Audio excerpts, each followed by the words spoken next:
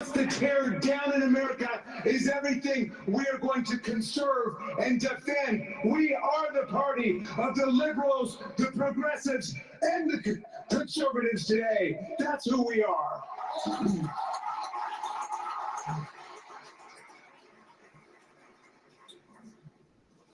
I'll close with this thought. You know, when we say we're defining democracy, we must be very clear that we're not talking about just a static collection of institutions and practices, although it is partly that. It is partly that. But democracy is always an unfinished project. It's always evolving. It's always a rough draft. Democracy is the search for a more perfect union. John Dewey said that the only solution to the ills of democracy is more democracy. What we're suffering from today is not democracy, it's the impediments and the obstacles to it. Republican gerrymandering of our state and federal districts all over America. Republican voter suppression tactics all over America. The Democratic Party wants to maintain people that have been dead for years on the voter rolls. How do dead people vote? I'd like to know that. Maybe they're resurrected and then they die again, but only during elections.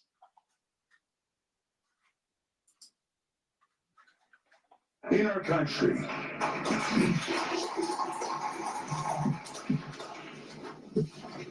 Donald Trump is talking about making 2 new states, Panama and Greenland. Well, neither has asked to be states, but we do need 2 new states, Washington, D.C. and Puerto Rico. We do need 2 new states. We need to pass the John Lewis vote. You know why that doesn't happen? Because Puerto Rico is blue. D.C. would be blue. And if Puerto Rico should be, why not Guam? I believe that Puerto Rico should be a state. I also believe Guam should be a state. D.C., the center of power, should not have a state, because what was the reason why the United States moved to Washington, D.C.? It used to be in New York, the capital, because they wanted to separate, they wanted to create kind of like a no man's land for the federal government. So they weren't, in theory, they wouldn't be biased.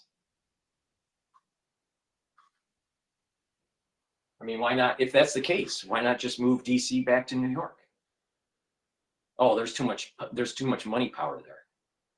See, there was some wisdom to separate them. DC, if you want to give DC a state, then maybe Washington, DC's federal apparatus needs to move to some sort of no man's land in the middle of Montana that's carved out of Montana. Crazy. Crazy. Because the autocrats, the plutocrats, the oligarchs and the billionaires, the dictators and the despots and the bullies are on the march everywhere. Putin in Russia, Orban in Hungary, Xi in China, Bolsonaro, Erdogan, all of them. And the Democrats are the ones who are going to stand up to all of them for human rights, democracy, and freedom all over the world. I leave you with the thoughts of some of the great democracy champions I've carried in my heart through this turbulent period. First, the founder of our party, Thomas Jefferson, and he lived through a lot of extraordinary events, but one of them was the Alien and Sedition Acts of 1798, a time not unlike our own, of profound anti-immigrant hysteria, political persecution and harassment. And a friend of Jefferson's, John Taylor, wrote in this letter expressing his exasperation and his desperation about what was going on politically. And Jefferson wrote him back a letter. In the letter he said, "A little patience, and the reign of witches shall pass over. their spells dissolve, and the people recovering their true sight restore their government to its true principles. In the meantime, we're suffering all of the horrors and indignities of this period. But he said, if the game runs against us sometimes at home, we must have patience until our luck turns, because this is a game where principles are at stake. A message to you from the founder of our party. Frederick Douglass was born about 25 minutes away from here, the Wide River Plantation, into slavery. He escaped from slavery to become our great freedom fighter. The Democratic Party was the party of slavery, not the party of freeing slaves. That was Abraham Lincoln, and that was a Republican. The B struggle, power concedes nothing without a demand. It never has, and it never will. A message to you from a great mayor lord of the 19th century. And I'll leave you finally with the words of the great Tom Paine, who my son Tommy was named after. And Tom Paine got to America in 1774, 2 years before the American Revolution. He fell in love with the promise of America. He said, if this land lives up to its ideals, it will become an asylum to humanity, he said. Not an insane asylum, mind you, but a place of refuge for people seeking freedom from religious and political and economic persecution from all over the world. And then he wrote Common Sense, which ignited the American Revolution. The sixth sense we all have if we're willing to reason together, to speak and listen to each other with reason, without superstition and dogma and what we would call disinformation and propaganda today. And you know, Washington had the troops at Valley Forge reading Common Sense by campfire light to each other because it was so moving. But it was a tough year in 1776. And half the people running around saying, you can't beat the kings and the queens, the monarchs and the lords and the emperors. People for all time have lived under people like Vladimir Putin and Donald Trump. That's the fate of humanity. And a lot of people stuck. You know, the reality of the situation is that the sole elements of Donald Trump are JFK, Ronald Reagan, and George Washington.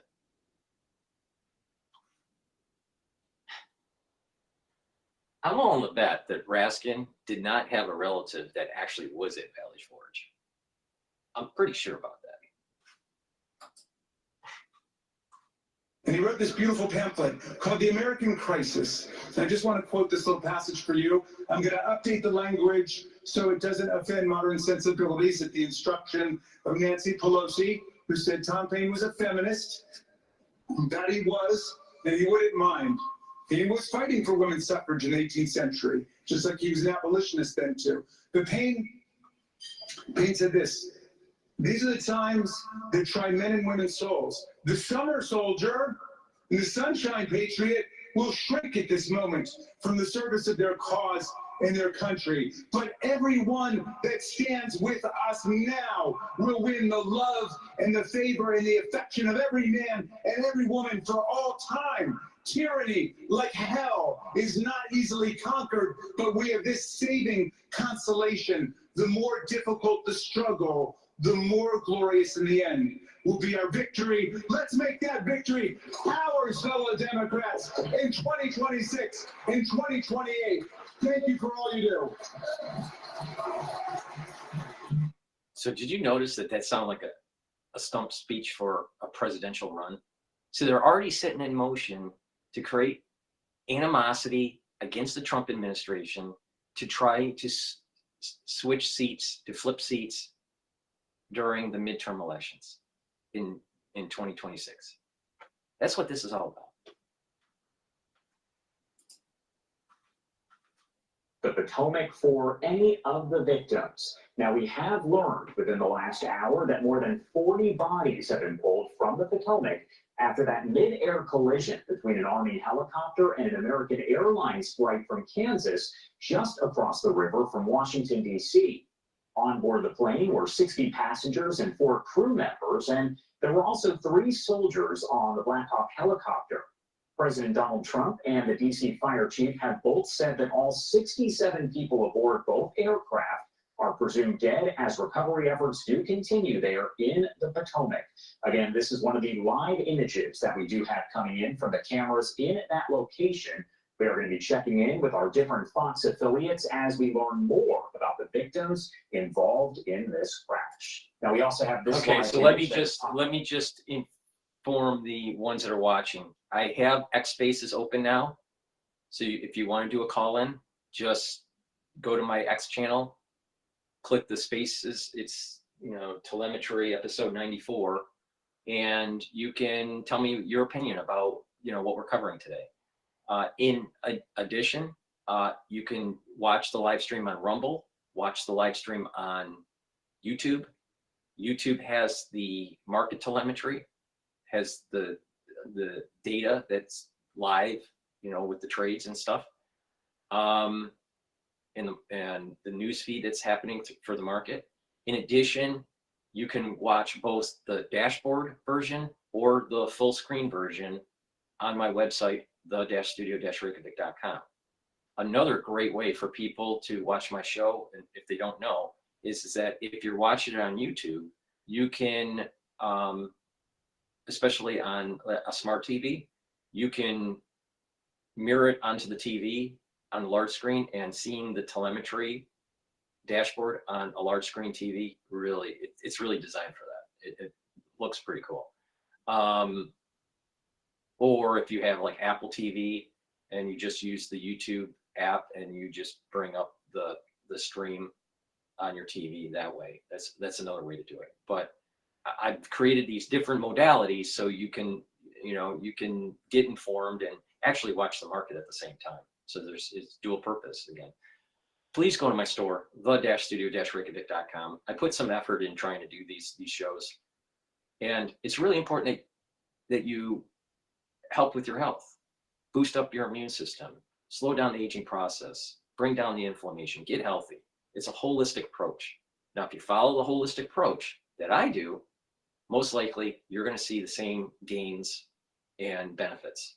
So some great products that I have that are on the store that I'd like to talk about are resveratrol. Resveratrol is really important to take. It stacks really well with NAC, NAD+,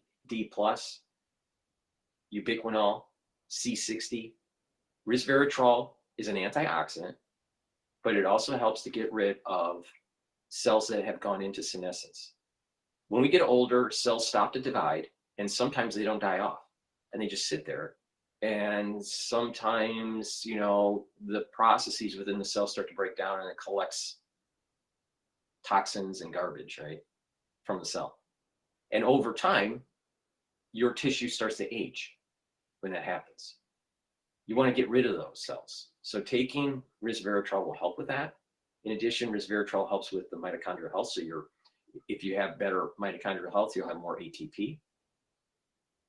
And again, this stacks really well with other strong antioxidants. So please go to my store, the-studio-reykjavik.com, get the resveratrol. It's the bigger the benefit is when you stack it, all right? Especially with C60. Take it every day. I've been taking resveratrol for decades. Olive leaf extract. It's a dual purpose product. It helps with your cardiovascular system and your immune system. How? It brings down inflammation. When you bring down inflammation, you're reducing the chances of plaque buildup, but you're also calming your immune system down. Chronic inflammation is immunosuppressive. A lot of people don't realize that, because chronic inflammation increases your cortisol levels, and cortisol is immunosuppressive. So please, please go to my store, boost up your immune system, and help with your cardiovascular health by taking olive leaf extract. Olive leaf extract also helps to help with your cholesterol levels. It brings down LDL levels and increases your HDL levels. So you have better total cholesterol. Please go to my store, the-studio-reykjavik.com. Use discount 5. Get the supplements, stack the way I'm telling you, and you're going to see huge benefits. Please go to my store and get the olive leaf extract. All right. What I want to do is play some clips. One clip is from Fox News, Peter Ducey. Let's see what he has to say about Trump.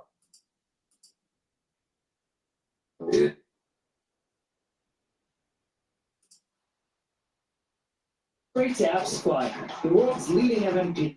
Meanwhile, while investigators work to find the cause of the deadly DC crash, President Trump is ordering a review of DEI in aviation, warning it may have played a role in this tragedy. Peter Ducey is at the White House with all the details on this story. Peter? Good morning, and President Trump is saying he thinks he inherited a transportation system that was made less safe by the last transportation secretary, Pete Buttigieg. You know how badly everything's run since he's run this Department of Transportation? He's a disaster. He was a disaster as a mayor. He ran his city into the ground, and he's a disaster now. The Department of Transportation, his government agency charged with regulating civil aviation. Well, he runs it, 45,000 people, and he's run it right into the ground with his diversity. Buttigieg responded to that, saying, "Despicable. As families grieve, Trump should be leading, not lying. We put safety first, drove down close calls, grew air traffic control, and had zero commercial airline crash fatalities out of millions of flights on our watch." President Trump now oversees the military and the FAA. One of his first acts was to fire and suspend some of the key personnel who helped keep our skies safe. That is something that White House officials dispute. And you look at this full screen, there have been a lot of changes in federal hiring practices from Trump 1 to Biden to now Trump 2. The president is saying, though, he thinks DEI hiring practices prioritize placing unqualified workers in jobs over safety. We don't even yet know the names of the 67 people who were killed, and you are blaming Democrats and DEI policies and air traffic control. And don't you think you're getting ahead of the investigation right now? No, I don't think so at all. I don't think you have the names of the people, you have the names of the people that are on the plane.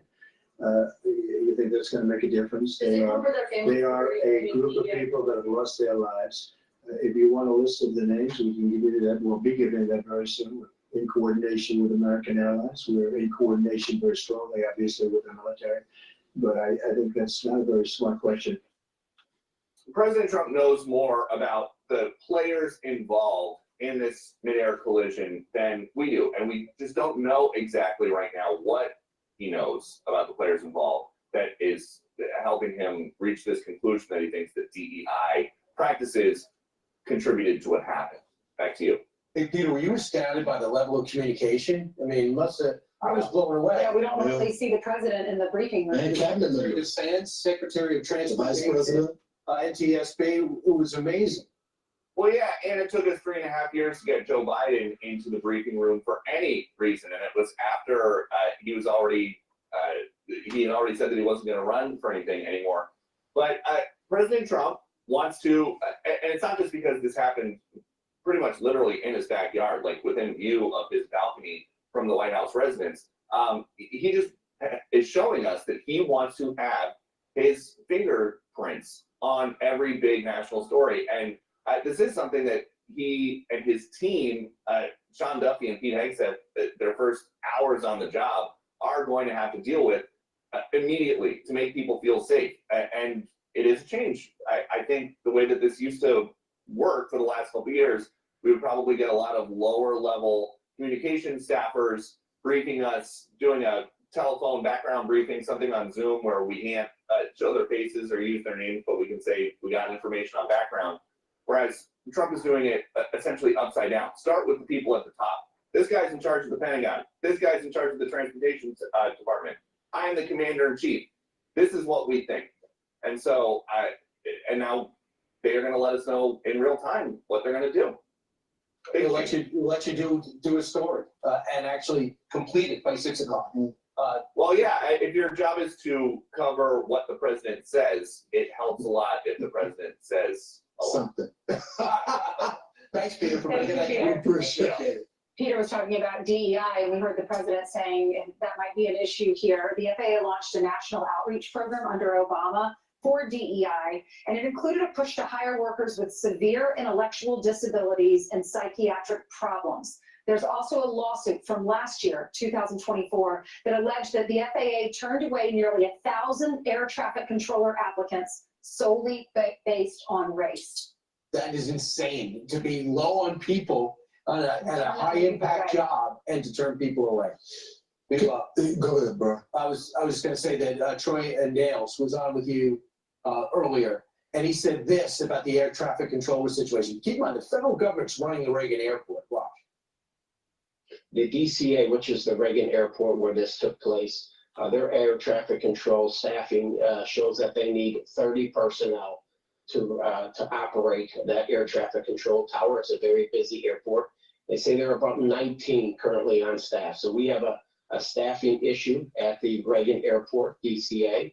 DCA, very busy airport. We have 800 flights inbound and outbound each and every day at Break free with the new Opera GX, a browser that puts you in control with a brand new design that frees up even more pixels for personalization and an inventory of features to up your game at every level. Like GX Control to help on and outbound each and every day at Reagan Airport. And overall, I believe our record, our safety record, is the gold standard. But when we have an issue like this, it needs to be addressed. There needs to be some oversight from Congress. We need to make sure that if these airports are struggling with air traffic controllers, they bring it to our attention, and we can try to encourage more younger people to get into that field. So, I struggle with this DEI stuff. I covered DEI when I ran campus reform. Maybe it had the original intent was good, but it's gone way too far. I understand organic diversity. I understand that some people at one point in time in history, or maybe today, were denied jobs because they're qualified, because of the race, sexual orientation, or whatever. I understand that. But why are we trying to get people with mental disabilities to work air traffic control? I mean, there is a place for them in society, but a lot of the diversity push just doesn't make sense. It's not a value of diversity in air traffic control. It just doesn't. The one thing that we need to focus on is the person qualified for the job. Yeah. Does their diverse background bring them some additional information to the job? But just hiring people to meet different metrics doesn't make any sense to me. I'm sorry. But the last thing I would say reminds me of the story we had the LA fires, where that fire chief was saying, we want people to know that if you're in a fire, there's somebody coming to save you that looks like you. No, I'd like somebody I just don't want to burn. Right. Right. Yeah. I just don't want to burn. I don't want to burn to death. So, All right, so NBC has a story, and the headline is, "Fear and chaos grip federal workers as Trump rapidly remakes the government." Donald Trump has said, as you know, we've been covering this, he wants to end the work from home practices. So he offered the deferred resignation, where you get paid through September if you resign by February 6th. There are only 6% of our federal workers that are working full-time in an office. So that's why Donald Trump is doing this. Now you have these Democrats that are saying we're living in fear, where everything's so chaotic.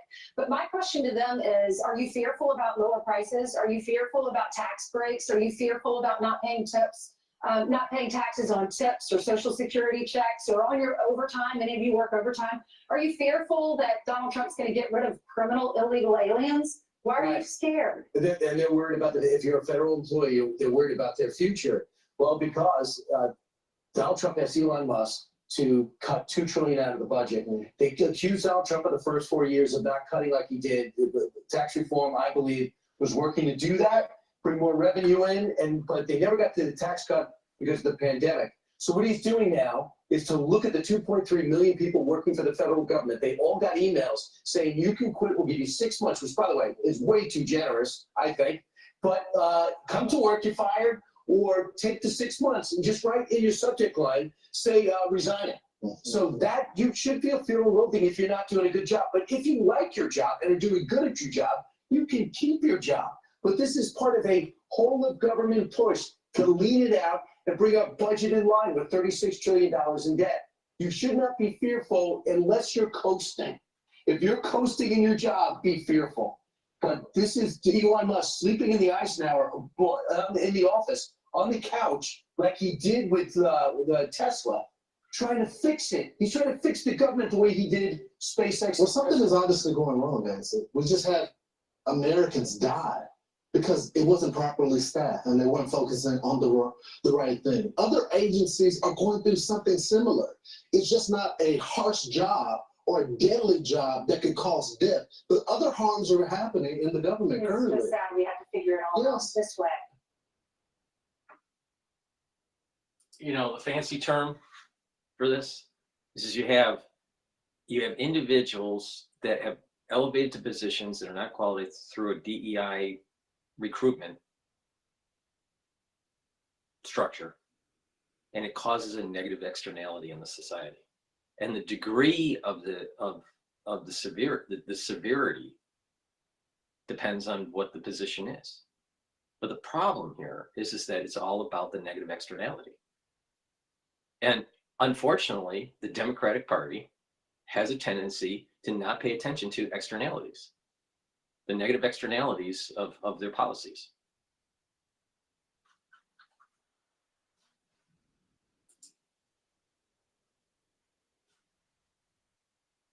All right, this is Fox Business. Welcome back. The Black Hawk helicopter that collided with a passenger jet near Washington, D.C. may have deviated from its approved flight path. The New York Times is reporting its, quote, final location indicated it was not on its approved route and flying higher above the ground as it traversed the busy airspace.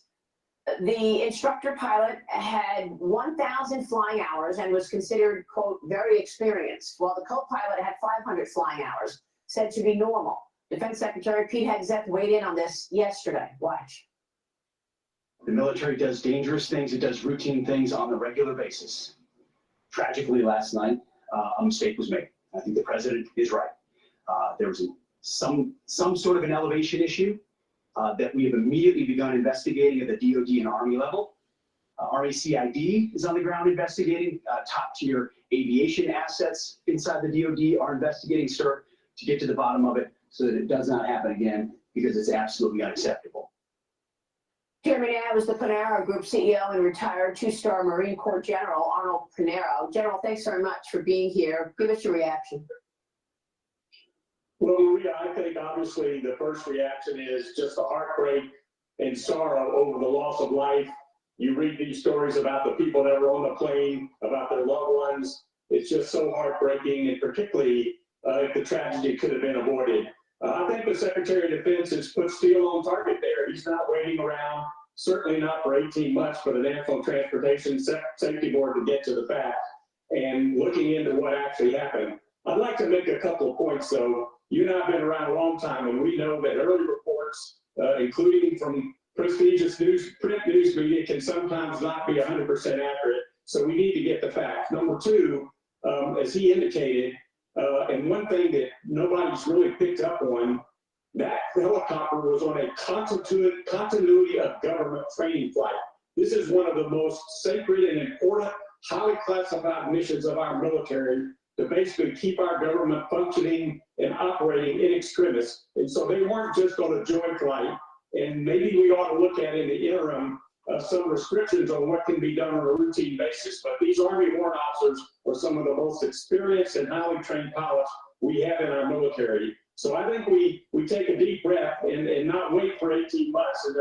And the other thing I would do, particularly if the reports that one of the most busiest and congested airspaces in the country was understaffed, they need to staff up. And one of the things they could do is, we have military air traffic controllers all over the country. They could be called in to back up the FAA controllers while they build back up. So there's a lot that can be done right now. But before we start doing any finger pointings, let's wait and get all the facts.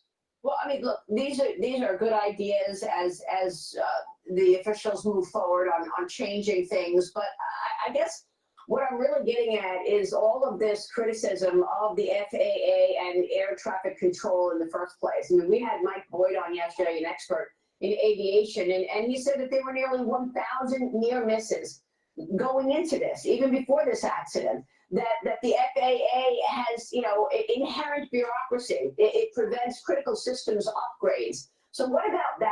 Are we keeping up in terms of the upgrading that needs to be done in such an important role? And if not, why not? Maria, it's a fundamental problem right now in these areas that are inherently governmental functions that only government can do. Government is too big, too slow, and too costly, and certainly the FAA is not kept up. And that's a legitimate criticism and one that needs to be fixed right away. And this is one of the things that's so encouraging as the incoming team comes in. They're disruptors. They're not going to be business as usual. They want to turn things around. They want to make government more efficient and effective. We need to start with these fundamental, inherently governmental functions that protect the safety of all Americans every day. And certainly the FAA is way behind the power curve. I mean, you know, the FAA apparently has been broken for many years. And Mike Boyd yesterday said that the Biden administration tolerated it and just, you know, didn't do anything about it. But I want to move on to the intelligence part of the news. Trump's director of national intelligence nominee, Tulsi Gabbard, was grilled by Democrats and Republicans yesterday during her Senate confirmation hearing. She was asked her previous remarks on Edward Snowden. Watch this. You consistently praise the actions of Edward Snowden. Some who, I believe, jeopardized the security of our nation and then, never to flaunt that, fled to Russia. You even called Edward Snowden, I quote here, a brave whistleblower. Do you still think Edward Snowden is brave? Edward Snowden broke the law.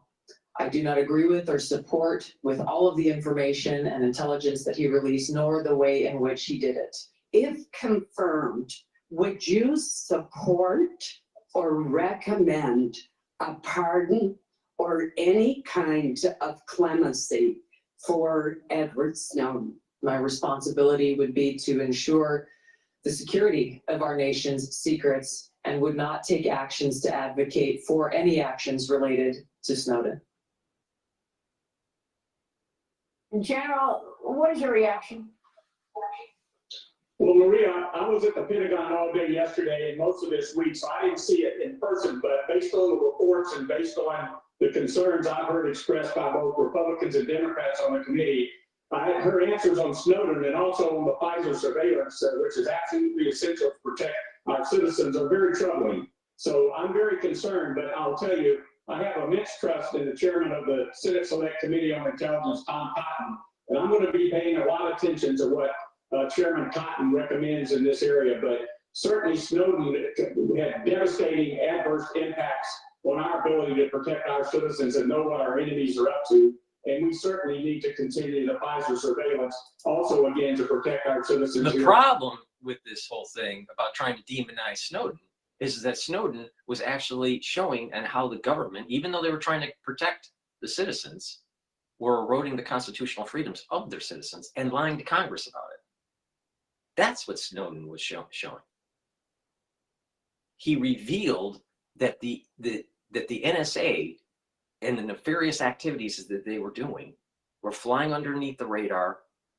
And then when questioned, the intelligence agencies lied to Congress. So I'm tired of hearing, well, Snowden leaked out information. Well, he leaked out information showing that the government was breaking the law. They were doing things they shouldn't have been doing.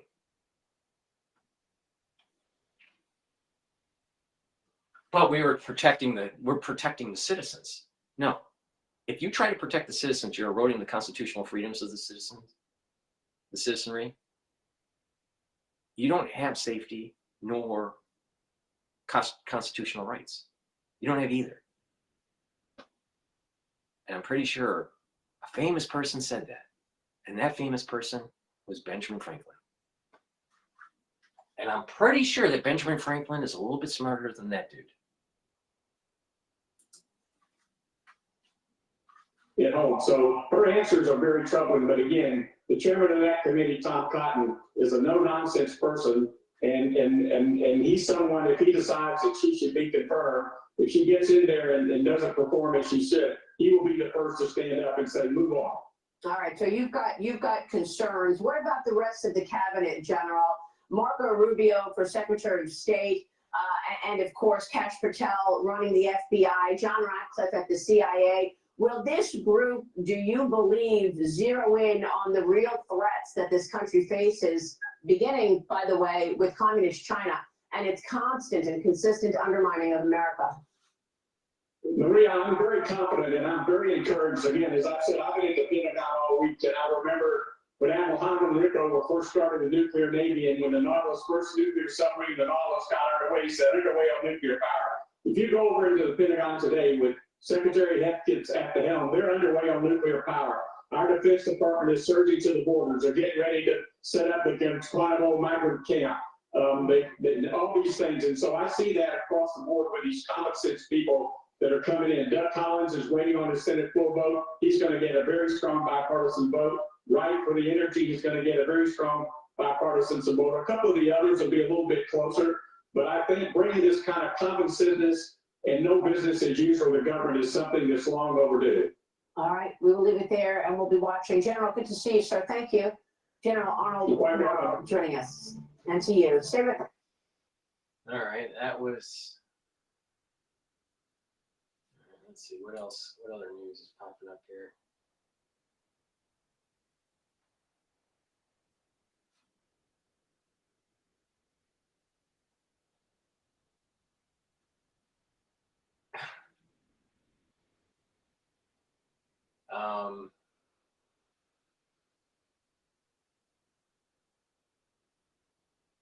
Miles O'Brien's talking here.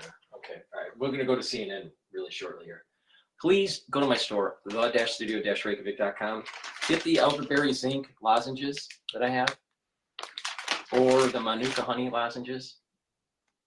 All right, get a couple bags for your household, or a few bags. Be prepared for the cold season and for the allergy season. The moment you have that irritation, take the lozenges. Make sure you have some at work. Make sure you have some at home. You never know when you're going to start having the irritation, and mitigate that irritation right away and boost up your immune system. What happens is that it will, you're creating the secretions, you're mitigating the irritant, and you're maintaining that mucosal barrier to help with your immune system. So please go to my store, the-studio-reykjavik.com. Get a couple bags of lozenges. Get it in manuka honey flavor or in elderberry zinc, but they're very high quality lozenges. Get a couple bags for your household or for work, because you never know when you're going to get sick. Let's go to CNN here for a sec. What is it that brings folks back to our beaches again and again? Stunning beauty, magic moments. It's a place that so many are asking how this could have happened. Right now is Miles O'Brien, and obviously, Miles, you have spent a career covering this industry, covering tragedies in this industry, and you are a pilot yourself. So this investigation is in its early stages. It's honed in, obviously, on the elevation and the altitude of the helicopter, but we don't know what we don't know right now. What are your leading theories from the information we do have? Something was happening in that cockpit of that Black Hawk helicopter, which may have distracted the crew, perhaps as part of the training mission. Perhaps they were having difficulty with the night vision goggles. Who knows? The cockpit voice recorder, which I'm pretty certain will be recovered, and the data will come out of it, should shed a lot of light out of what was happening, what distractions might have occurred. It is hard to see moving air traffic at night in a city with all those background lights. But it is still the responsibility of that crew to see and avoid traffic, and obviously that did not happen here. No, it didn't, and there was just no time. I mean, as you said, the slides weren't deployed. There was no, at that point, you're low enough to the ground, texting. I mean, there was nothing, just silence, and clearly so sudden. President Trump has had blame for this in several quarters. He had referenced DEI initiatives. He also specifically referenced the FAA hiring people with severe disabilities. Let me just play for you exactly what he said, Miles. The FAA is actively recruiting workers who suffer severe intellectual disabilities, psychiatric problems, and other mental and physical conditions under a diversity and inclusion hiring initiative spelled out on the agency's website. Can you imagine? So Miles, he then went on to specify that one of the disabilities he was referring to is missing extremities. Now, this is something actually you know about. You can speak to personally. You're a licensed pilot. You lost an arm in an accident. So I want to give you a chance to respond to that. Yeah, number one, Aaron, let's not forget what it must be like to have lost a loved one and hear this whole, literally with your loved one still underwater. Here it turned into this weird political thing. But personally, as someone who was a pilot, lost my arm, and went through the process of getting recertified to fly, I can attest to you that I went through every hoop and got over every bar an able-bodied individual would in order to be recertified to fly. The FAA simply does not forsake safety in order to include disabilities in the system. I am part of the aviation community because I persevered through that, and it's an affront to me and all other disabled people to allow that statement to come into play. So it's unfortunate in the context of a terrible tragedy relative to the tragedy these families face. I guess it's not as big a deal, but it is a gut punch to those of us who are disabled and aviators. Yeah, and incredible that you're able to speak to that personally. Well, Miles, I appreciate talking to you and thank you very much. Just a little over a week in his second term in office, President Trump was confronted with this national tragedy. It's a moment when our presidents often unite the nation and console those who are suffering. Here's what we heard from our president yesterday. I put safety first. Obama, Biden, and the Democrats put policy first. And they put politics at a level that nobody's ever seen, because this was the lowest level. They put a big push to put diversity into the FAA's program.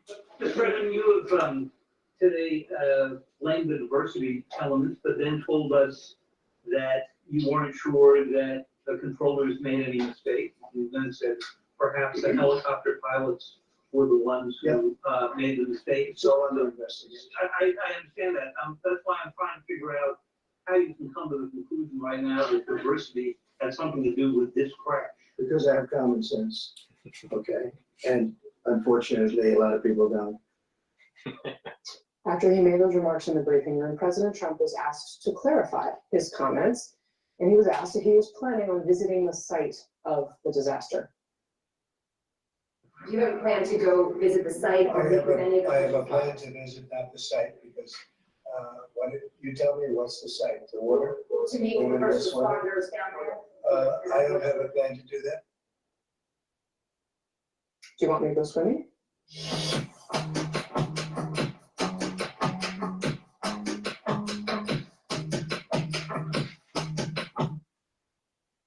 Do you want me to go swimming? He asks.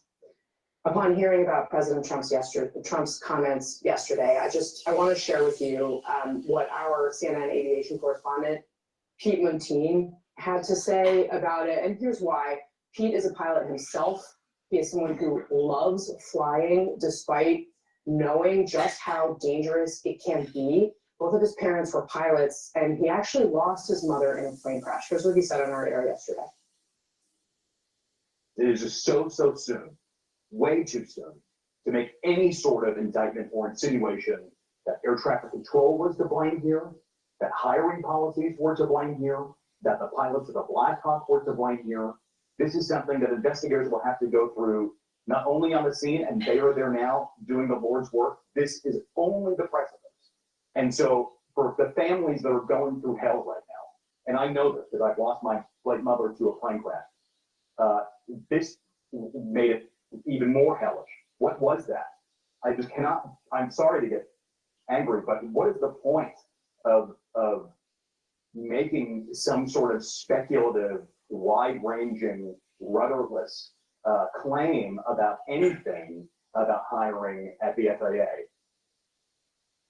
All right, our panel is here to discuss. Michael Warren, senior editor at the Dispatch, Kendra Barkoff, former press secretary to Joe Biden, and Brad Todd, CNN political commentator and a Republican strategist. Welcome to all of you. Brad Todd, I want to start with you on the president because this is something we have seen from Trump. The word blame kept coming to my mind as I watched that press conference yesterday, because much of why Trump has been so successful as a politician is because of the politics of blame. He blames people, he blames other people, he blames, that's just what he does in situations like this. He levels blame. Pete, I think, said it incredibly well. What is your perspective on how the president handled the moment yesterday, and whether that was the right thing for our country? Well, Donald Trump's good at a lot of things. One thing he's bad at is being a mourner. Yesterday was the day when the president needed to be a mourner and needed to lead the country in mourning, and he's really bad at that. I think before he went out, he should have gone and watched President Reagan's speech after the Challenger disaster, where Peggy Noonan had written for him a poem, which Reagan knew, about them slipping the surly bonds of earth. The poem's called High Flight. It was a moment for poetry yesterday. There would be plenty of time to argue about the FAA's policies and DEI and other mistakes it's made, but yesterday was definitely not that time. He's just more comfortable in combat and confrontation. I think he takes situations where mourning is in need and tries to shift it out of mourning into a battle that he's more comfortable with. It was the wrong key yesterday. I mean, That's exactly it. I mean, the lack of compassion, the lack of empathy with him, he had a real opportunity to go out there and to talk about these families who have lost loved ones, and the ability to not have any sort of compassion, to not even say that he was going to go and meet with the families who have lost their loved ones. It is sort of incomprehensible that this is where we are and this is our president. And isn't it incomprehensible though? I mean, didn't we know going into this that this was what this was going to be like if President Trump was back in the White House?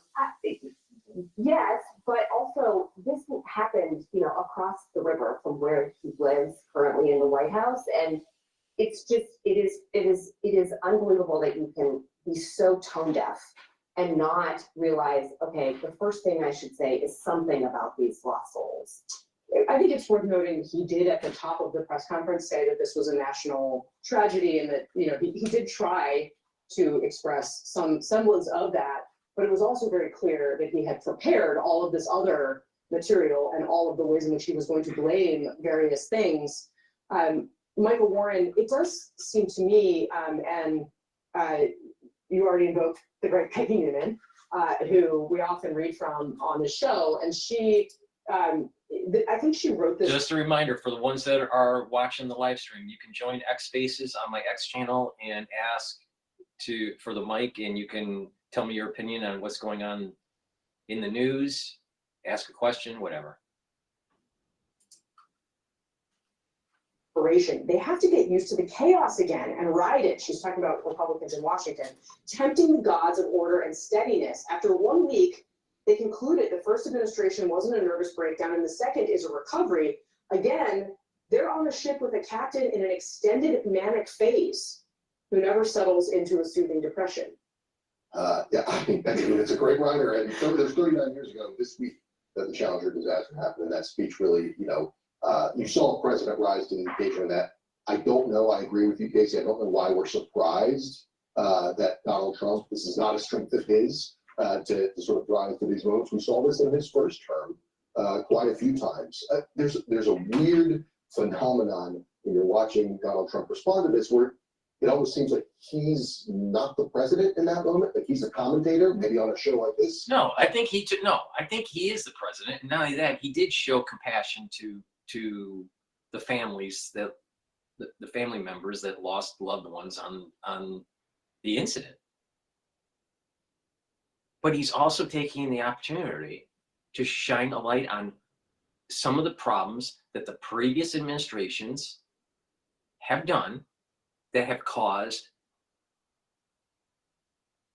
things like this, or creating an environment that it increases the probability of things like this from happening.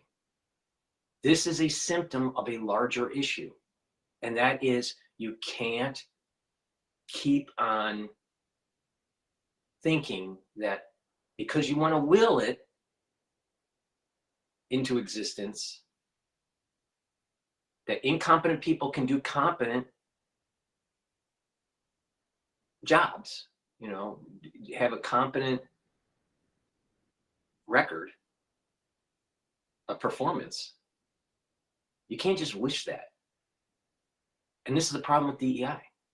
This is the problem with the whole affirmative action. This is the problem with the whole idea. The United States When it comes to jobs, it's about merit. It's not about the color of your skin. It's not about it. Has nothing to do with that. It's not male, female, whatever. It is. Are you competent to be able to do the job? So he's shining a light on that. What's wrong with that? That's actually what you want a president to do that. You want a president only to focus on emotional fallacy? Or do you want a president to actually elevate and elevate the conversation into the root cause? What's the root causes of some of these problems that we're starting to see? Why is the military not as lethal as it used to be?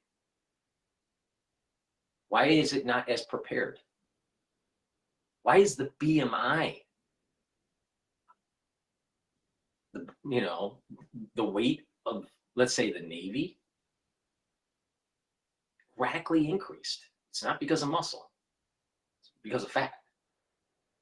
They're out of shape. There are a lot of soldiers that are out of shape.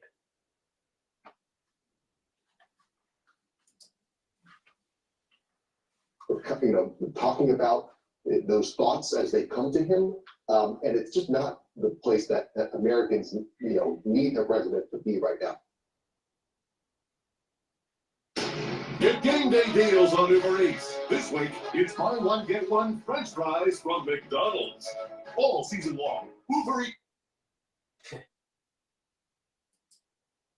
we're talking about people being overweight, and then that commercial comes up. It's amazing. All right, we're going to take a look at some other news, breaking news. But before I do that, again, the 4 pillars that I have: neutralize pathogens, bring down free radicals, bring down inflammation, boost up energy levels and metabolism. Those are the 4 pillars of this kind of health protocol, all right? One of the things that I take regularly is Max 35. You can get Max 35 or Max 14. It's 35 ppms.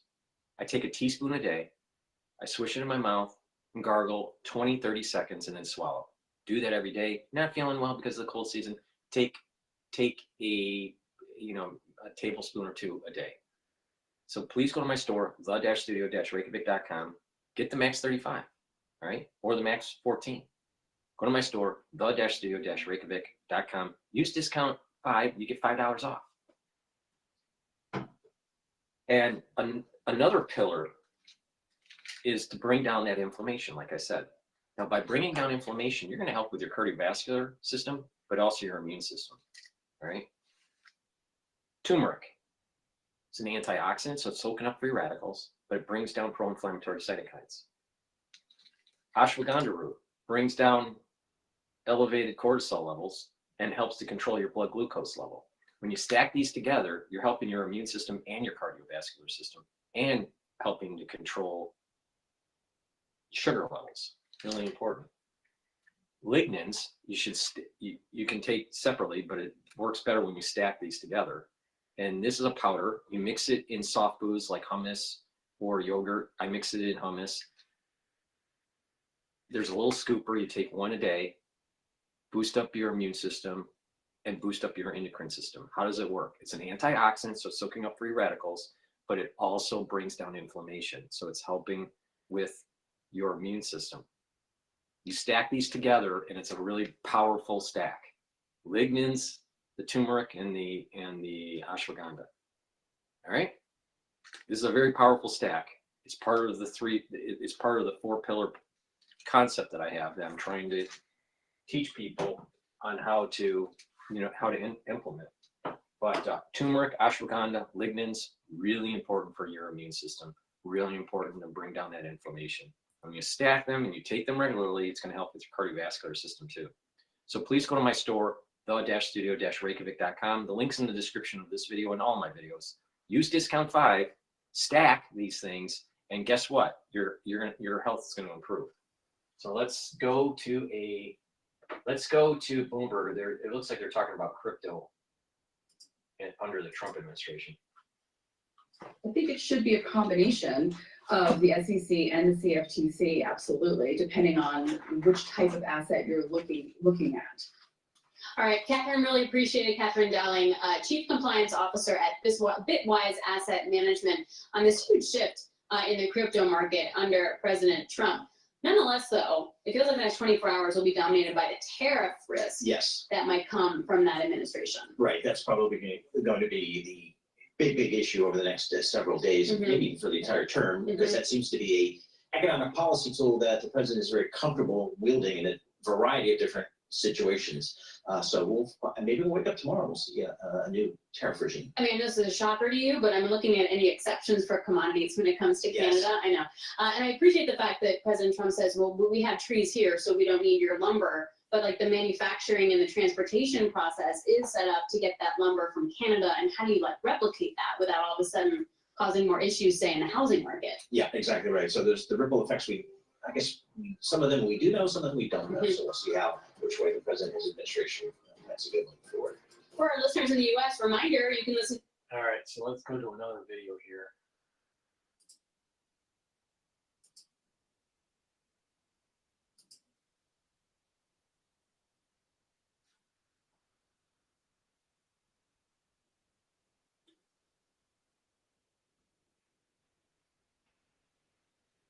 All right.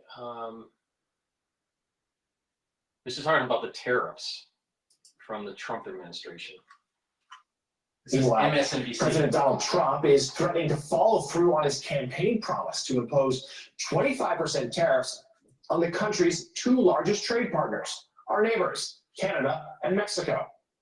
In remarks yesterday, Trump said he will be putting the tariffs in place tomorrow, citing illegal immigration, drugs, and trade deficits as the reasons for them. The president, however, did not say whether the tariffs would apply to American imports of Canadian oil. To talk about this, let's now bring in co-anchor of CNBC's The Squawk Box and a New York Times columnist, Andrew Ross Sorkin. Andrew, thank you so much for joining us this morning. So let's talk tariffs. First of all, remind viewers who's going to pay the price for these tariffs, and then talk to us bigger implications if indeed they go into effect tomorrow. Look, we're 24 hours out from what could be, frankly, an explosive economic moment in our history. We'll see whether we get there, and we can get into the details of that in just a moment. As you, I think, were trying to allude to there, Mr. Lemire, tariffs, as we've discussed repeatedly. All right, so they're going to try to demonize the whole tariff thing, all right, which I don't think is going to move the markets that much. The S&P 500 is trading at 6,118, so it's moving up. VIX is low; it's at 15.27. So the market has low risk, so it's elevating in terms of equities. The Euro USD is at 1.03, so there's a strengthening of the dollar compared to yesterday. Oil is trading at $72.68 a barrel. Bitcoin is trading at Bitcoin ETF long, BITO, is trading at 25.62. And the USD Japanese yen is trading at 154.86. So the markets aren't showing stress. If it was such a big deal, don't you think that the behavior of the market would show that it's a big deal? It's not a big deal. At least not yet. Ultimately get borne by American taxpayers. The cost of goods for Americans, at least in the short term, go up. And so the question is, whether he's actually going to go through with this, and if this is some kind of larger negotiation. At this point, we only have 24 hours, though. And so what kind of give can he get either out of Canada or out of Mexico on immigration or any of these other issues, which could at least push out this deadline? And if he doesn't implement these things, is there a bluff being called in all of this? I think everybody is sort of watching and waiting, many in some form of terror, actually, about what all of this means. A fascinating op-ed, by the way, that Larry Summers put out in the Wall Street Journal today, just about the actual demonstrable costs, and so many economists, putting up the red flag saying, if this goes into effect, it is going to create demonstrable economic damage to the United States. Yeah, Andrew, you raised so many good points there. And certainly, if past his prologue, Trump might even look for a small concession he can spin as a win maybe And backing off. by the way, that's very We'll see. possible. It's very possible we're talking about this on Monday and there is no tariff because he's able to say, I got them to do this, this, and this. And the question is this, and this an economic thing? Is it about immigration? Is it about so many other aspects? And that's, you know, we'll have to see what happens. Yeah, we'll of course have complete coverage all weekend long on this. Andrew, let's turn to another topic here. Amazon, which had really curtailed its spending on Twitter/X after Elon Musk's purchase, has now ramped it back up. You know, we're seeing this as a trend. There's been a great benefit to Elon Musk since the election of Donald Trump, his connection and just relationship. And now that he has an office in the White House, a whole number of companies are obviously doing a lot of things to placate the president. And there is an argument about whether this is an effort to placate Elon Musk in his efforts. By the way, it's not just Amazon, Apple coming back to the platform as well. I'm just gonna pause and just go on a tangent here. I'm noticing in the news that what's being published is about mutations, about avian flu, and how it can become more human-to-human transmission. All right, so they're at least in the publications in the news, not necessarily so much in the scientific publications, but just in the news in general. I'm seeing kind of this push. All right, now when we move into the warm season in the summer, you're going to have more animals that are commingling. You're going to have humans walking around because it's warm out, and there's going to be additional risk. So they're kind of priming. The news is priming this. The question is, will these mutations really take place? And when the sequences, when this really happens and the sequences show that these mutations are really taking place, then we have a problem. But we don't have a problem yet. But the point I'm making is, as a data point, as a metadata analysis, what I'm seeing is that you're starting to see this in the news or mainstream news. Mainstream news are just below mainstream news. European news is saying this kind of thing also. So it's problematic. All right, so that's something to just be aware of. Another thing that's totally unrelated is that DeepSeek potentially could have bought more of its GPUs, its NVIDIA chips, through Singapore. And that perhaps, it's still being investigated, but perhaps what DeepSeek did needed more chips than what they actually stated in the paper. So just keep that in mind. Question is, are they putting this money in as some kind of political placation, or do they believe that X is a marketplace that can actually help them sell more services for Amazon or more phones for Apple? Historically, Twitter or X was not considered as good a mousetrap for advertisers as what Facebook and Instagram and others were offering. And that's one of the reasons that X struggled, or Twitter struggled, before Elon Musk got there. They tried to improve a lot of the technology, and I think we will now either find out from just an efficacy perspective whether the bang for the buck is there. They argue it is. Elon Musk and Linda Yaccarino, by the way, who used to run advertising at NBC Universal, now runs advertising for X and Elon Musk, and she has been very vocal and outspoken about trying to bring those advertisers back. All right, CNBC's Andrew Ross Sorkin. I suspect you'll be working this weekend. Andrew, thank you so much. All right. Let's go back to macro strategist over at Bloomberg here. Higher. Nothing substantial. But why should the Fed be lowering rates if inflation is steady to potentially moving up? And with inflation could move up even higher. The conversation may turn one day to the Fed raising rates, not lowering rates. So we're still a ways away from that. But it's just not out of the blue. I mean, it's not out of the conversation. No, and it's in the conversation now. Yes. Versus 8 months ago when it wasn't. All right, Vince, thanks a lot. Vincent Signorello, Bloomberg macro strategist. Let's get back to earnings. One stock on the move to the upside is Baker Hughes. It is the best performing stock in the energy sector within the S&P. Baker Hughes is an oil services company. It has two main lines. One is literally oil services. So if you're an oil driller, you call Baker to help you drill the oil. The other is industrial and energy technology. That's much more related to sort of the future of what the business will be. It encapsulates LNG export facilities, which they are a huge provider of.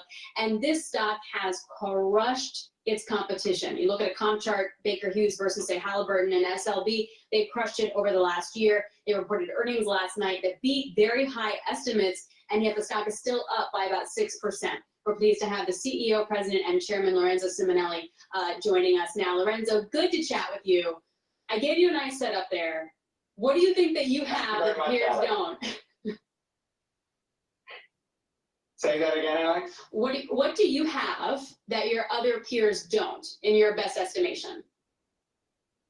Well, Alex, first of all, it's great to be with you. I'm very pleased with the results of 2024, and I think it really talks to the portfolio and the capabilities of Baker Hughes. And as you mentioned, we have these two segments, one being oilfield services and equipment, and then the other being industrial and energy technology. And that capability of really being focused on where there's less cyclicality, less volatility. As you look at oilfield services and equipment, we're much more on the production side weighted and looking at the mature asset solutions. And when you look at the industrial energy technology, really on the liquefaction side, the gas infrastructure, and also new energy. And again, we exceeded the guidance for new energy orders intake in 2024. Looking for another robust 2025. And it really comes down to the differentiation in the portfolio. And we're really not just an oilfield services company, we're an industrial energy technology company. And, you know, we created a portfolio that's unique within the space. All right, Lorenzo, as I've been telling Alex, who is the true expert here in Bloomberg for energy, I have watched season 1 of Landman, so I now consider myself an oil and gas expert, just putting that in front of you there. Love to get your thoughts, Lorenzo, on the implications of this new administration coming up. How much of a change in policy do you and your peers expect out of a Trump administration? You know, we've seen administrations in the past and changes, and obviously we had the Trump administration previously as well. As we look at the outlook, again, we think that a number of our customers and E&Ps are going to continue to be disciplined, and we're seeing activity levels and production, at least in the US, slightly increasing. As we look at international, again, we see flattish year over year. But again, I think as we look at the macro side, it's over the course of the next few years and the next decade, an increasing demand for energy. And that means it's an all of the above strategy. It's going to be oil, gas, it's going to be more renewables. And we see a good outlook on the macro side for Baker Hughes in that environment. He does talk about Landman like all the time. So to break that down a little bit, I was talking to Mike Wirth, CEO of Chevron earlier, and basically his theme in the Permian is to produce more, but with less. So less CapEx. It feels like the read-through of that for the oil services business wouldn't be great for you guys. Walk me through what you're seeing from the big oil players. Again, as I mentioned, the big oil players, they're going to take the opportunity of benefiting from the consolidation and the acreage that they're bringing on. And what Mike is mentioning is really the aspect of doing more with what you have. Mm-hmm. And that's why Baker Hughes is well suited, because we're more on the production side. And again, as you look at our portfolio, greater than 50% is associated with the production. That's the electrical submersible pumps, it's the chemicals, it's the ability to really take more out of the mature assets. And that's been a big focus of Baker Hughes over the course of the last few years. And so as the intensity continues to increase on doing more with less, it actually serves the aspect of our production side and focus that we have on the mature assets. Yeah, I'm glad you brought that up, because that's kind of what Mike Wirth was saying too, that like the technology just gets so much better that you can actually continue to get more oil, lower the cycle costs, and lower the cycle time. Switching to your IET business, so industrials and energy technology business, that's where you house sort of your LNG export facilities. That's where the growth is going to come from. Your numbers for the first quarter and for all of this year are just trouncing estimates. Who is your big customer for this? Well, we've got the large LNG players, obviously, within North America, and we're looking forward to a number of FIDs taking place in 2025. Overall, globally for LNG, again, we see 100 MTPA of new projects between 24 and 26 over the course of this year. You know, there's still about 80 MTPA to go internationally, as well as also in the US.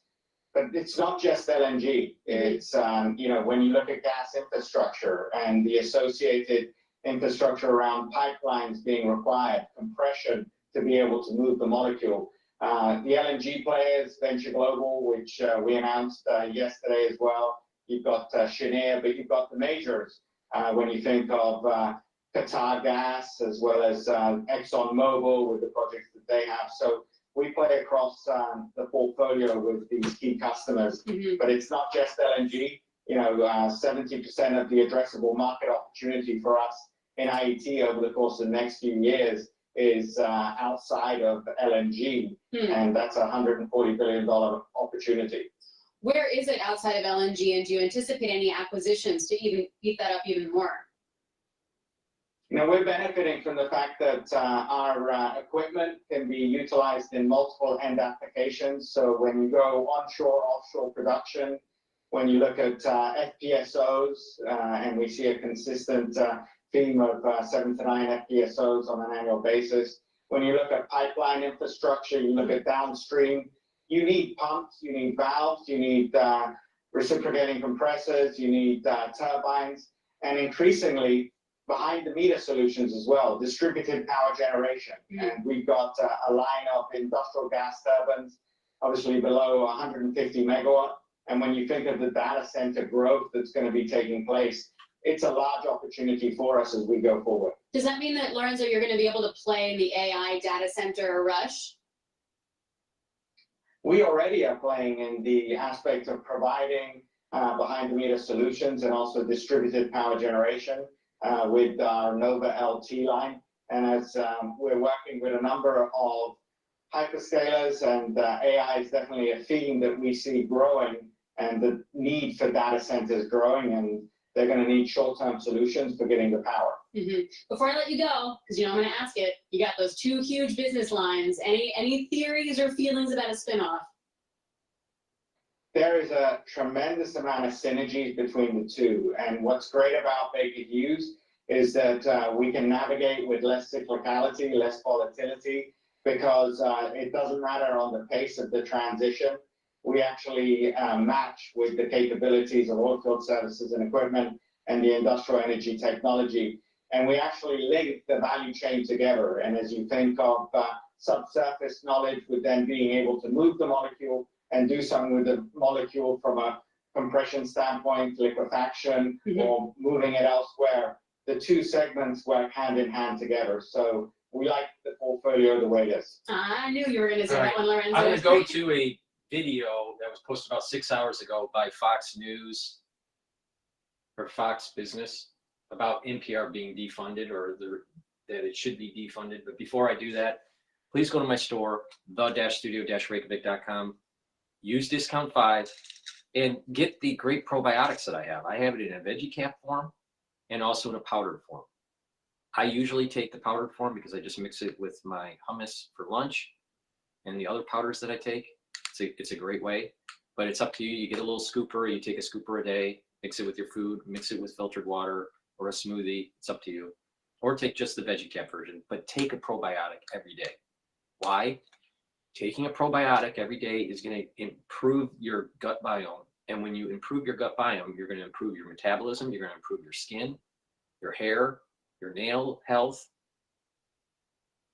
the health of your liver, and also reduce the chances of depression. Poor gut health is associated with depression. It's not the only reason for depression, but irritability,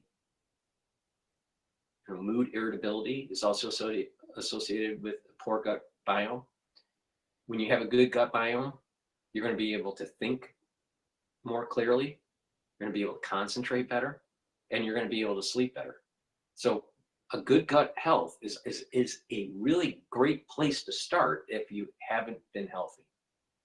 If you're healthy already, great. Make sure that you take a probiotic. So please go to my store, the-studio-reykjavik.com. Get the 2 very high quality probiotics I have. I have it in veggie cap form and also in a powdered form. Please go to my store, use discount 5 to get $5 off. And lastly, before we go to the video, get the collagen that I have, collagen peptide. It has a great amino acid profile that you can take a look at on my website, the-studio-reykjavik.com. Use this to help build muscle, help to improve your joint health, to help with your bone health. Take it every day. You get a big scooper. This is about a month's supply or so. Take it every day. You can mix it with soft foods like hummus or yogurt or filtered water. Some people mix it with milk. Some people mix it with a smoothie. So it's up to you on how you want to take it, but take it every day. Do a little bit of resistance training to help with your skeletal muscles, improve your bone density, improve the health of your joints. It's also going to help with your skin health, your hair, your nail health. So please go to my store, the-studio-reykjavik.com, and get the collagen peptides. So it's an awesome product. I also have a skincare anti-aging box, beginners and advanced, if you would like to improve your skin and get the collagen on top of it. All of the anti-aging boxes and longevity boxes are designed to be at a lower cost when you compare it to buying the products individually. But it's up to you on how you want to take it. But this works very well. Take it every day. Do some resistance training. That's important for your bones and for your muscles. So please go to my store, the-studio-reykjavik.com. The link is in the description of this video and all my videos. So do you think NPR should be defunded? I think so, because it's too ultra-liberal. But let's see what Fox Business has to say. All right, the president also getting ready to make China pay for its deadly behavior. And with China, I'm also thinking about something because they're sending fentanyl into our country. And because of that, they're causing us hundreds of thousands of deaths. So China's going to end up paying a tariff also for that. And we're in the process of doing that. We'll make that determination what it's going to be. But China has to stop sending fentanyl into our country and killing our people. Let's bring in Breitbart economics and finance editor John Carney. 25% tariffs, Canada and Mexico are a-coming. But as Tom Phillipson wrote in the National Review, John, he said, the uncertainty of the execution of tariff threats, that's the feature, not the bug. And it's good for the U.S. It is indeed. Look, what Donald Trump is going to show is that he is not bluffing when he says he will impose tariffs. Canada and Mexico have both been playing a very interesting game where sometimes they're like, oh, we're going to do it, we're going to comply, but then they do the minimal amount. We're now seeing a panic start to set in because Donald Trump is telling them the tariffs are coming, you're not doing enough. I think they still have a chance to avoid tariffs or to get them removed pretty quickly. Remember what Donald Trump just did with Colombia. He said, you're going to get tariffs. Then he let them back down from their totally reckless, irresponsible plan of not taking back their migrants. I think he will allow Canada and possibly Mexico the same out. If they come around, they will be able to get tariffs removed. But what do they need to do? Is it ag products? I mean, what is the? It's not about trade. It is about. It's not fundamentally. He talked about trade right then. I think fundamentally it is about fentanyl coming across the border. It's about illegal immigrants coming across the border. It is about allowing Chinese goods to avoid our tariffs by going through Mexico or through Canada. If they make a concrete pledge, for instance, they were just talking about appointing a border czar. That is a great idea. Give us a point man who we can talk to about the issues. It's very difficult for the U.S. president to be talking to the provincial governors of each of these places. You need somebody, at the point who's somebody like our Treasury Secretary or our now nominated but not yet confirmed Howard Lutnick Commerce Secretary can talk to about these problems. Somebody Kristi Noem can talk to. And I think if they get somebody in place and they make a real commitment to protect the border, then I think the tariffs will come down. Donald Trump, by the way, didn't say exactly what the 25% tariff will be on. It's very possible that it's only on some goods, that he'll exempt things like oil. Which he said, he essentially said oil is, as far as I'm concerned, oil has nothing to do with it. Oil is going to have nothing to do with it. That's right. He wants us to be an energy abundant country. He wants to reward Canada for producing more oil. Boom, because again, that's the linchpin of lowering inflation. I want to move on to this, and it's out of this world. NPR getting owned after fact-checking the president and not their own reporting. This is classic. In an article discussing the NASA astronauts that have been hanging out in space since June, the headline reads, quote, Trump asks SpaceX to go get 2 stranded ISS, International Space Station, astronauts, adding they're not stranded. Well, that's strange because on August 24th, they released a story with a headline saying, quote, NASA will bring stranded astronauts back on SpaceX, not Boeing Starliner. We can't take away every dime fast It's amazing how the ultra-lib media, the Democrats, the Trump haters, they always try to publish something that tries to minimize the significance of what Trump wants to do or what Elon Musk wants to do. They always try to demonize them in such a way. When these ultra-libs are going to be eating their tail, just like I said in 2023, in the end of 2023, in October, and you're seeing it right now.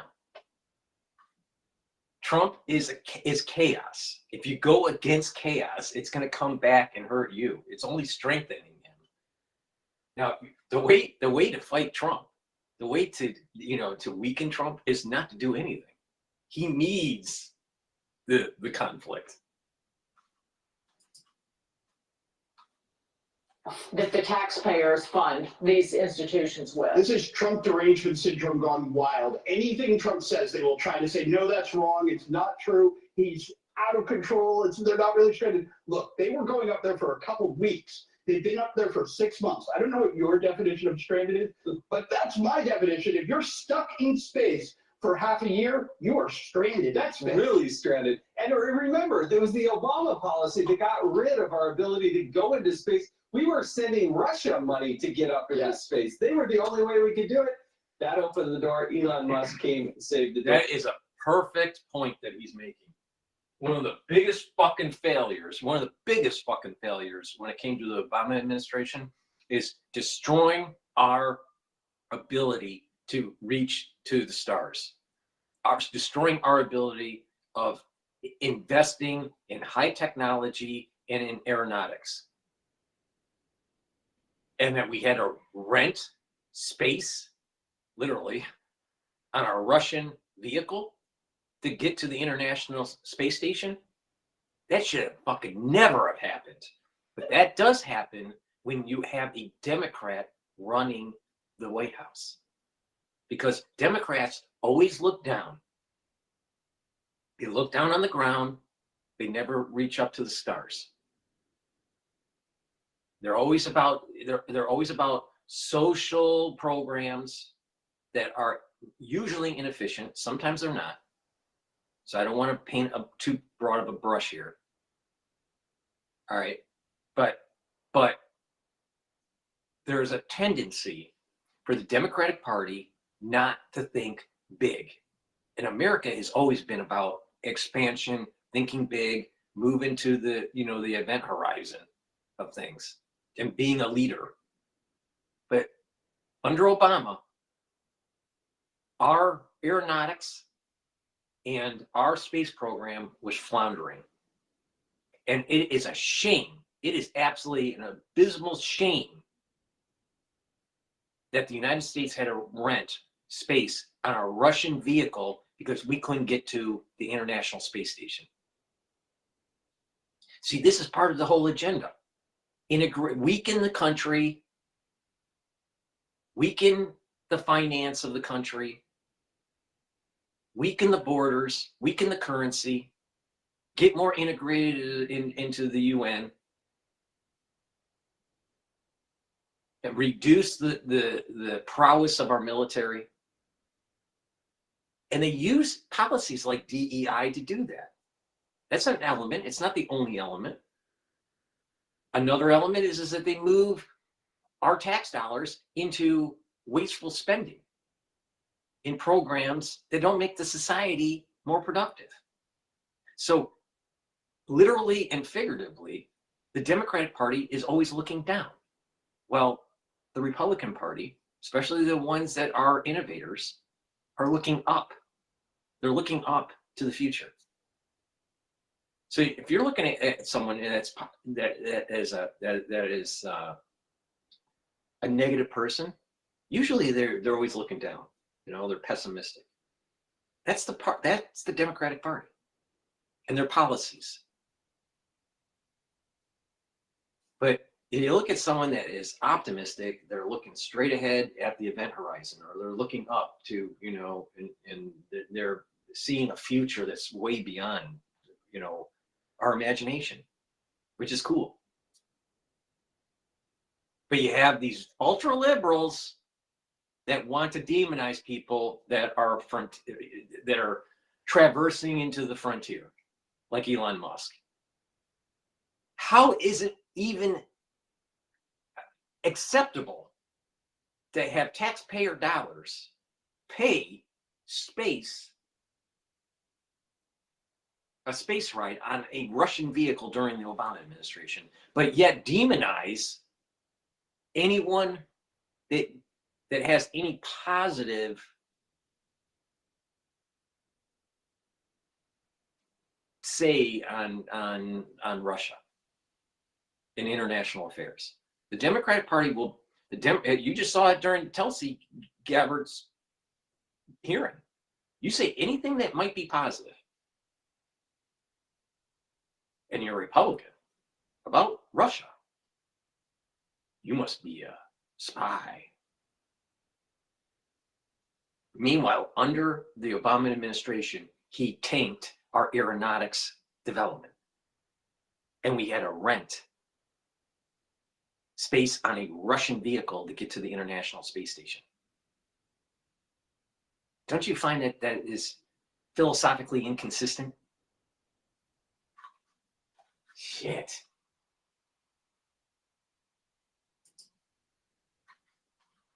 And now they're going to be able to actually come home. It's also such a stupid point for them to try to make.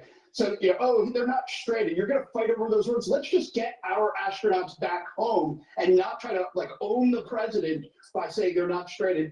Also, can't you just search within your own website? Don't you know what you printed before? This is crazy that they did this. No, they don't. And as you said, we should defund them. Or, you know what, put somebody else in charge of the entire operation. If they want to keep accepting funds from the U.S. taxpayer, they should have a responsible person we can go to. Thank you, John Cornyn.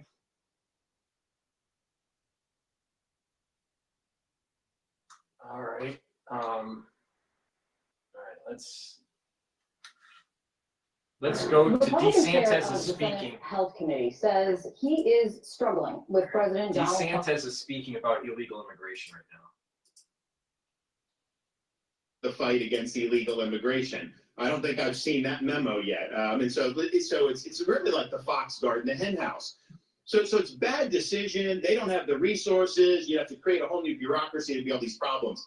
But they actually, in the bill, they prohibit our state agencies and your local agencies from even talking to ICE without the approval of the Commissioner of Agriculture. So if you want to have Panhandle, your police departments, your sheriff's departments, if they're working to bust like some illegal alien gang, they wouldn't be able to turn them over to ICE unless the Commissioner of Agriculture gave them approval. Who the hell do they think they are to say they need a Mother May I from the Commissioner of freaking Agriculture?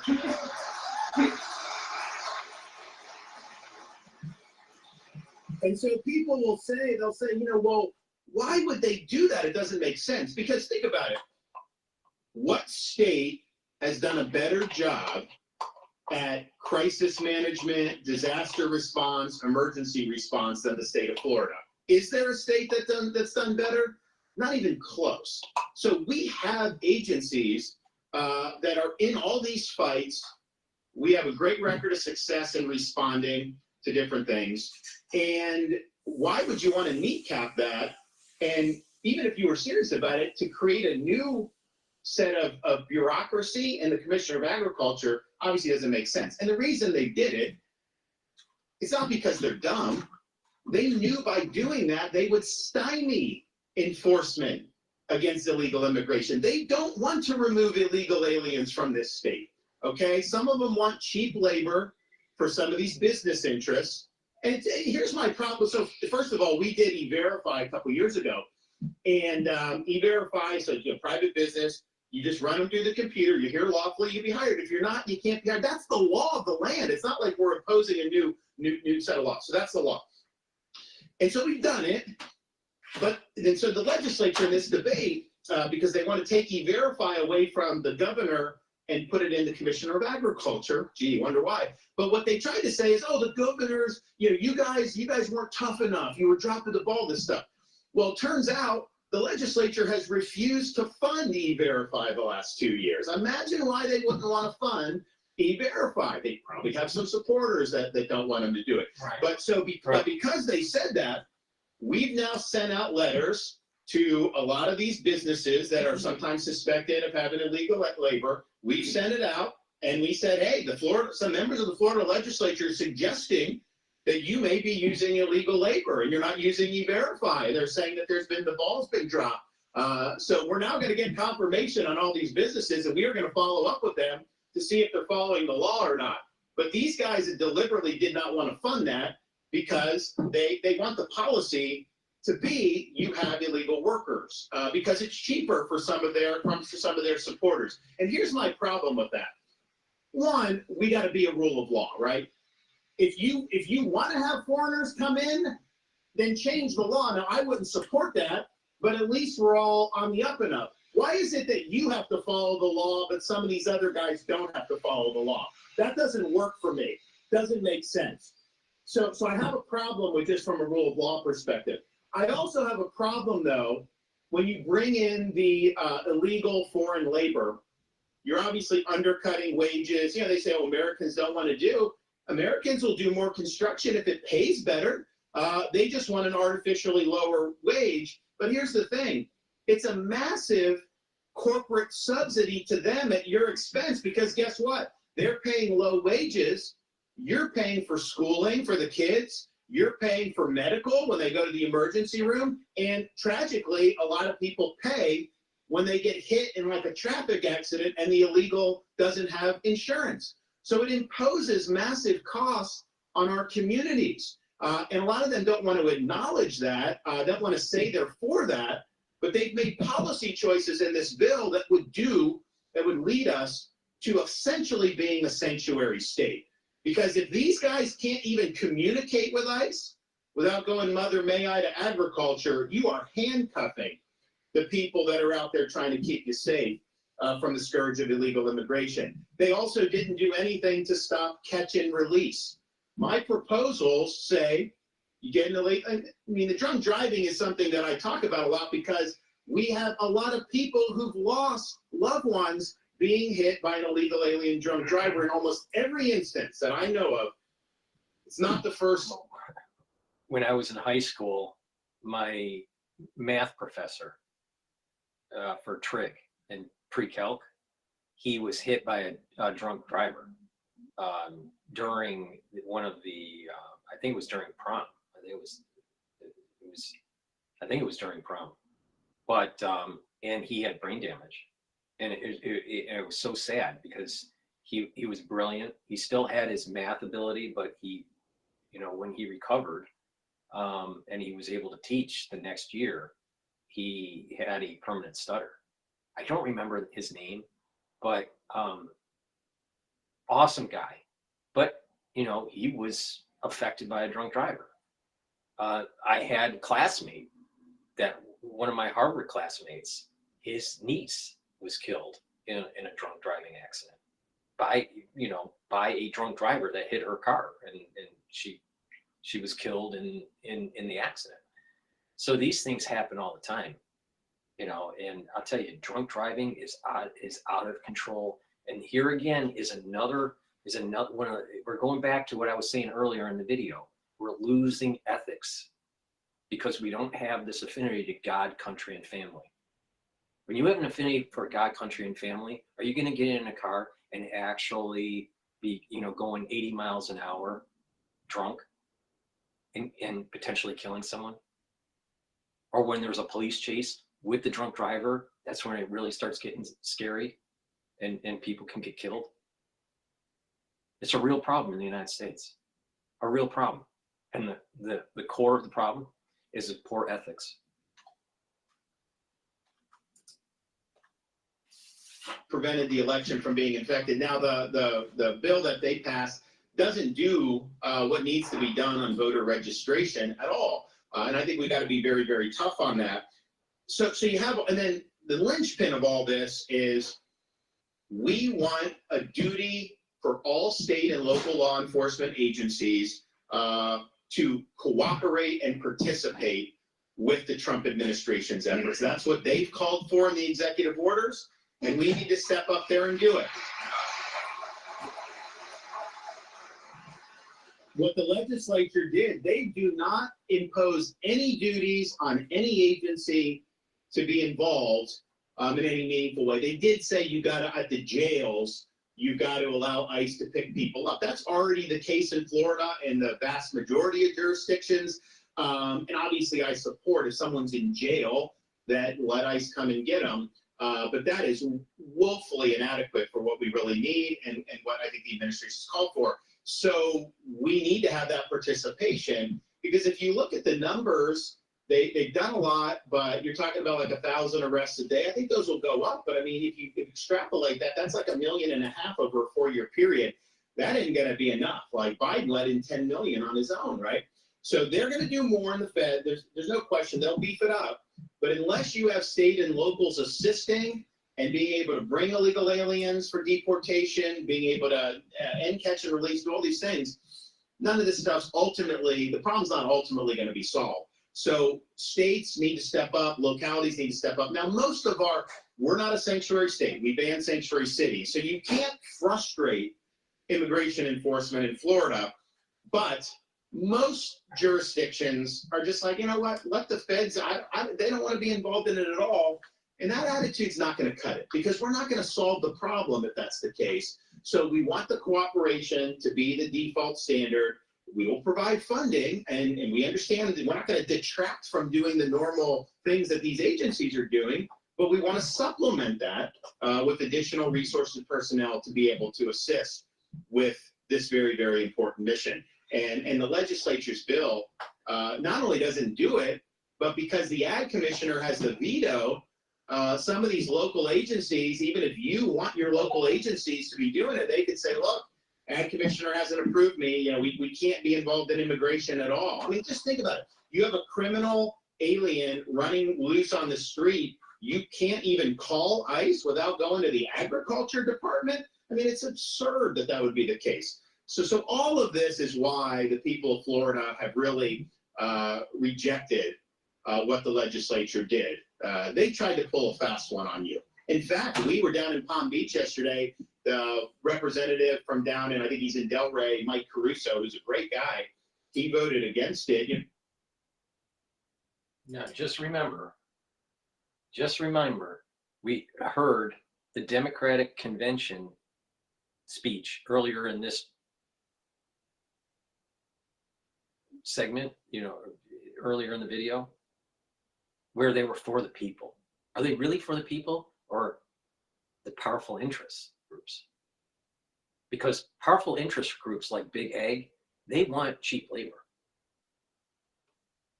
And guess what? most farms aren't little farms. They're big farms, and they're owned by big conglomerates like Cargill. And that's part of the reason why your food prices are up. It's inflation, but also there are these big ag companies that are controlling the price. And then they get subsidies on top of it. You know, the sugar industry, that's a huge corn industry, the corn lobbying group, huge. But we're all focused on, other lobbying groups, foreign lobbying groups, or the Jewish lobbying group, AIPAC or whatever. No, focus on some of the stuff that's domestically that's going on, and ask the question on why your food is more expensive. And when you dive into that, you're going to notice that a lot of the food that you eat is coming from not little farms, but big farms. And who owns those big farms?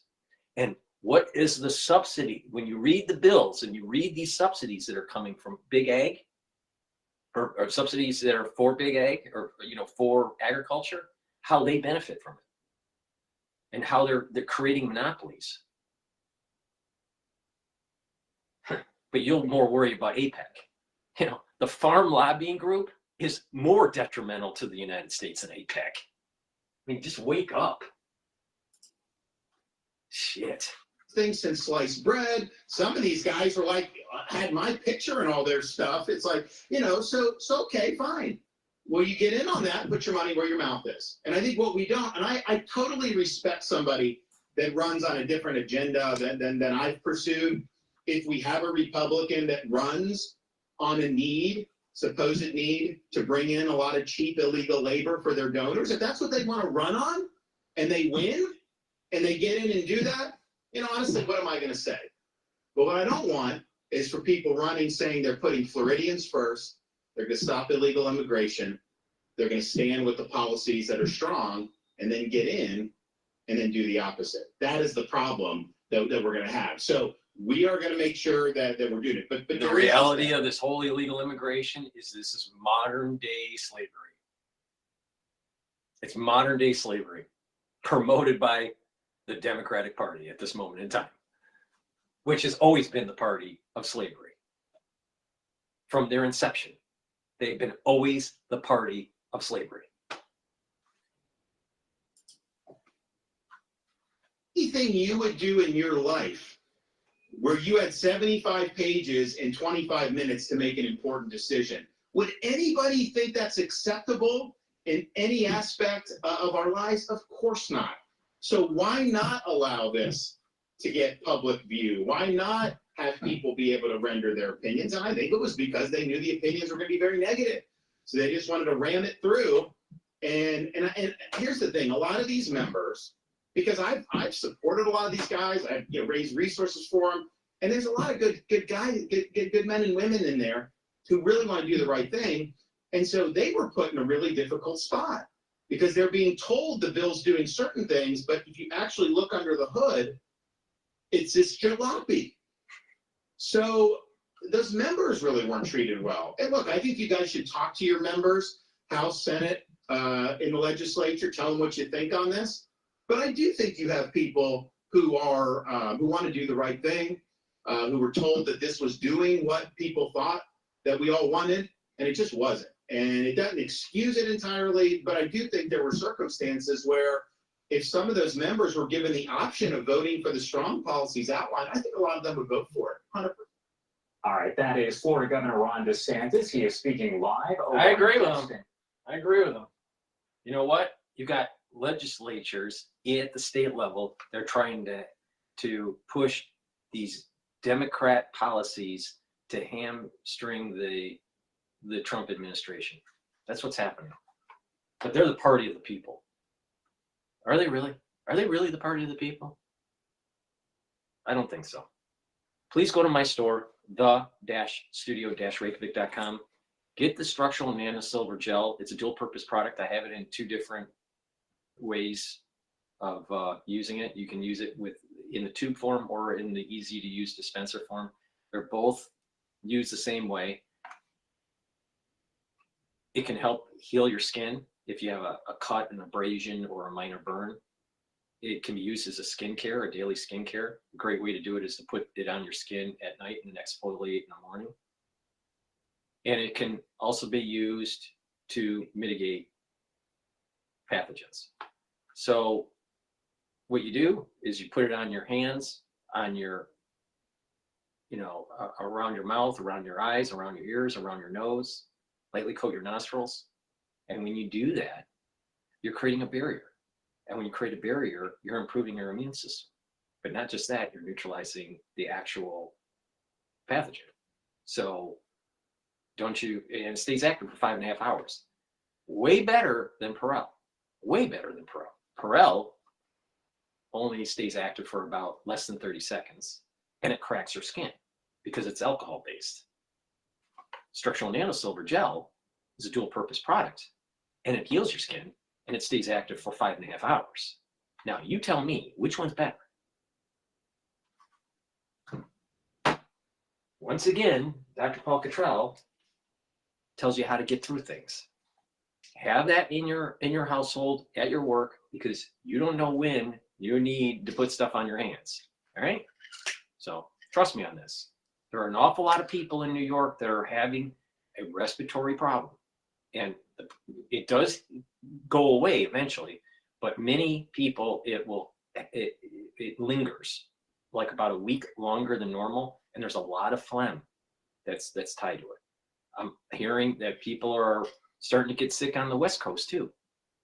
So you know what? Take care of yourself. It's all about boosting your immune system. The more healthy you are and the more prepared you are for if anything that happens, the better you're going to be able to mitigate it. All right. Cardiovascular health and bone health are very important. I have dual purpose product here. The D3 and the K2 used together will help with bone density. If you do some resistance training, take calcium, either as a supplement or with milk. I drink milk on a regular basis, so I get my calcium through my milk. But vitamin D3 helps to absorb the calcium. It also is a gene expression cofactor, really important for your cells. D3 also helps to get rid of cells that need to go into apoptosis. That's really important, to get rid of cells that just don't function as well, especially if they're infected. D3 is very important to take, all right? In addition, K2, MK7 helps with your bones and your cardiovascular. You take these together, all right? Now, you can stack it also with nattokinase, or take nattokinase separately, but nattokinase is a fibrinolytic supplement which breaks up clots, and nattokinase helps to improve your cardiovascular health by bringing down LDL levels and increasing your HDL levels. This is synergistic with the omega-3s. You can stack it with the omega-3s. So, and then obviously, it would be a great stack with K2 and D3. So get healthy, all right? Improve your bone structure, do some resistance training, and also improve your cardiovascular health at the same time. So please go to my store, the-studio-reykjavik.com. What are some of the problems that older people have? They have bone density issues and cardiovascular problems. So don't you think that you should be mitigating that when you're younger, so it's not as bad? And oh, by the way, heart disease and vascular disease starts when you're about in your teens, 15, 16. It starts there. You may not feel it. It may not be symptomatic. It may not be clinically relevant at the time, but it starts when you're 15 or 16 years old. Okay. Let's go to Fox News about the Democrats. No. I want to go to the Hill. They're talking about Tulsi Gabbard on shaky ground here.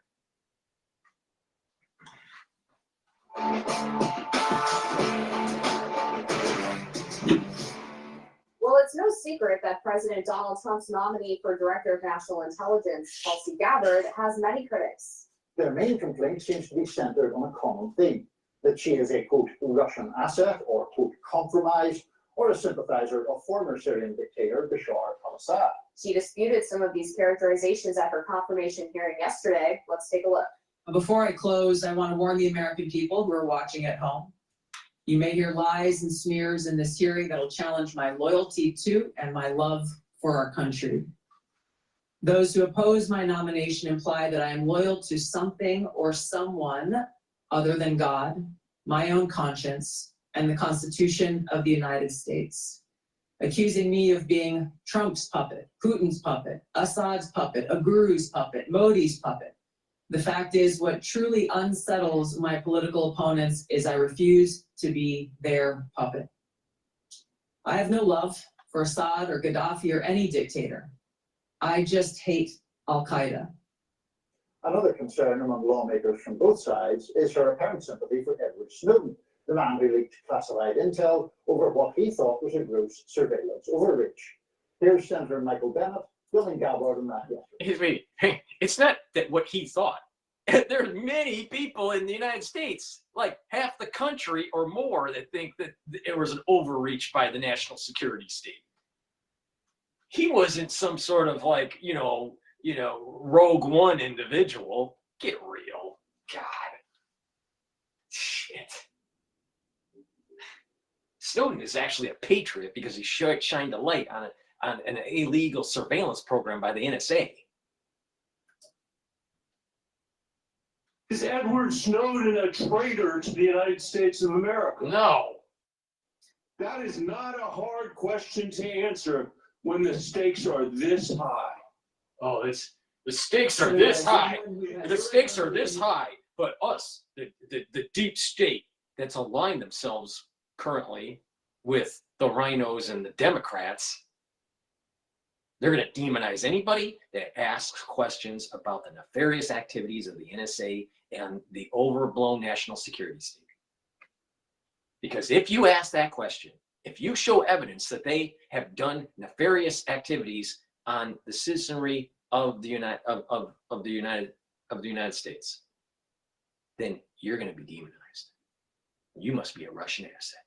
You must be evil. Perhaps what Orwell was warning us with 1984 is happening today with our national security state. But because no one reads fucking books anymore, no one knows on the warnings of 1984. Or what about the warnings of Ayn Rand with Atlas Shrugged? Oh, no one wants to read a big book anymore because everyone wants to just scroll on TikTok.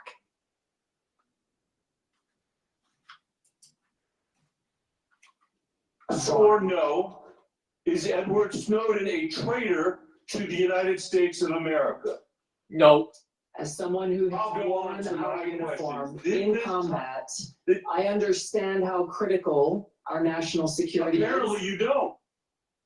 In the wake of Gabbard's hearing and confirmation process, journalist Aaron Mate has written a piece for Real Clear Investigations titled, "The Record Shows Tulsi Gabbard Was Not an Apologist for Russia-Backed Syria." Mate writes, Gabbard's record on Syria and that of the intelligence community she is poised to lead shows that her views are not the fringe position that her detractors claim. Gabbard It's actually the majority position. Issued a blanket denial of chemical weapons used by his recently ousted government. Joining us now to dive deeper into Gabbard's record and discuss her confirmation is Aaron Mate himself. Aaron, thank you for joining us today on Rising. Thanks for having me. So let's get right into it. She opened up her confirmation hearing, her opening statement there, saying that she is not a puppet for anyone and that these smears are basically designed to cut her down because she's not a puppet for the intelligence community or for members of Congress. What did you make first of her performance in the past day when she was in front of the Senate? On the positive side, she revealed the truth that has been concealed from the American public for more than a decade. During her opening statement, she read a statement from Jake Sullivan, the recent national security advisor under Joe Biden, that he wrote back in February 2012 to Hillary Clinton about the war in Syria. And what did he say? Al-Qaeda is on our side in Syria.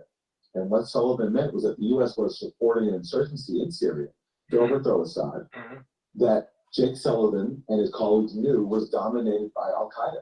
And Tulsi Gabbard, when she learned about that, came out against it. And for taking that position, that very lonely position, she's been... And oh, so you're going against the CIA, and anyone that goes against the CIA is evil. You see what just happened? You're actually seeing the takedown of a nominee because she's calling off the national security state and the nefarious activities that they do. Now, most of the time, the CIA gets things wrong. Most of the time, they make things worse. You know, Bay Pigs. You remember that?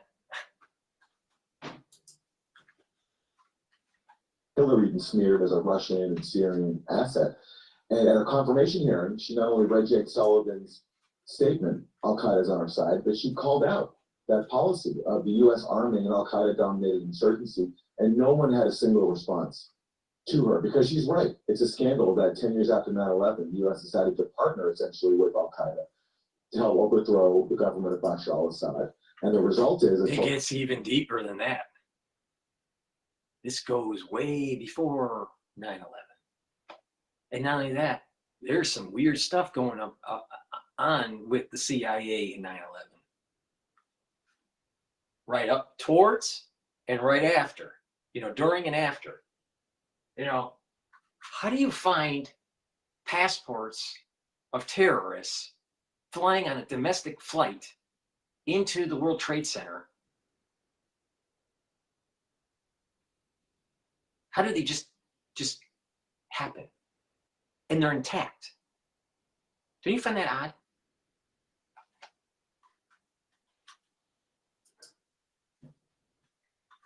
Gabbard also said that now Syria is ruled by an offshoot of Al-Qaeda. The new leader, who just declared himself president, Mohammed al-Jalani, is the founding leader of Al-Qaeda in Syria and a former deputy leader of ISIS. And this is a major scandal that Tulsi Gabbard has been challenging. And it was very noteworthy that no one could refute her when she pointed this out. Now, on the issue of Edward Snowden, this was the obsession of many senators who really wanted her to say that Edward Snowden is a traitor. Now, undoubtedly, Edward Snowden, as Tulsi Gabbard said, broke the law.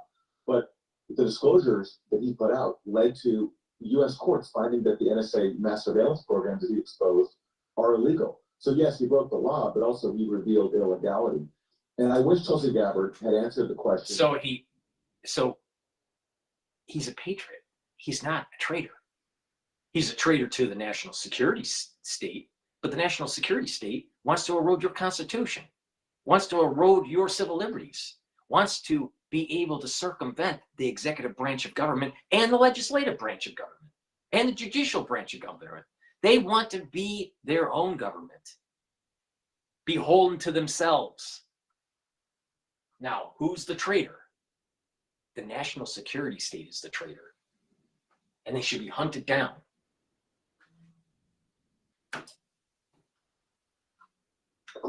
She doesn't have to say, you know, I understand if she'd said no, he's not a traitor, that would have maybe set some senators off into such a fury that there's no way she would be confirmed. But she could have said, that's for courts to decide.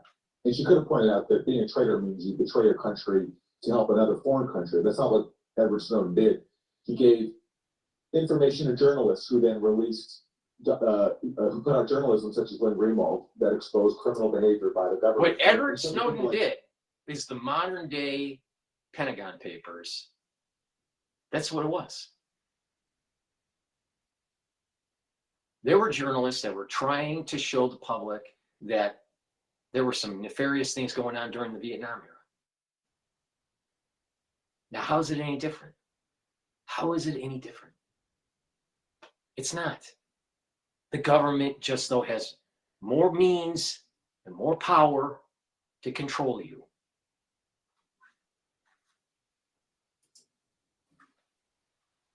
Clapper, who Tulsi Gabbard is vying to replace, lied to Congress, and he denied that the U.S. was carrying out that surveillance. So I wish she had said, you know, just answer the question, say that's for courts to decide, because she's not a judge. Edward Snowden can be charged and go before a court, and they can decide if he was a traitor. I don't think there is evidence to support that. But overall, I thought her calling out these intelligence deceptions and the freak out she got from these bipartisan lawmakers for refusing to call Snowden a traitor, for challenging the dirty war in Syria, for raising questions about the U.S. role in fueling the proxy war in Ukraine. I thought that was very admirable. In relation to the Edward Snowden question, Aaron, I think that, you know, all of our audience will have their own individual views as to whether he's a traitor or not. I surmised from Gabbard's answers that she doesn't think he's a traitor, which is, you know, a legitimate debate to have for sure. And so, to my mind, she was kind of standing up for what she believed, when perhaps the more politically easier course would have been to say that he was a traitor, to shore up Republican support. But on a different issue, as her confirmation because, process, and the thing is, as she's willing to stand up for the right thing, don't you want that in government, or do you want a puppet? Do you want a puppet, or do you want someone that actually stands up for the Constitution? The Constitution is a really important document. Really important. Probably more important than your life, than anyone's life in this country. No one's life is more important than that document. But we're letting the Democratic Party step all over it. We're letting the Democratic Party shit on it. We're letting the Democrat Party tear it up. And guess what? It's more important than anyone's life. Anyone that's listening, that's from the United States, guess what? The Constitution is more important than your life. It's more important than my life. Why? Because it is a document that is for all and for all generations.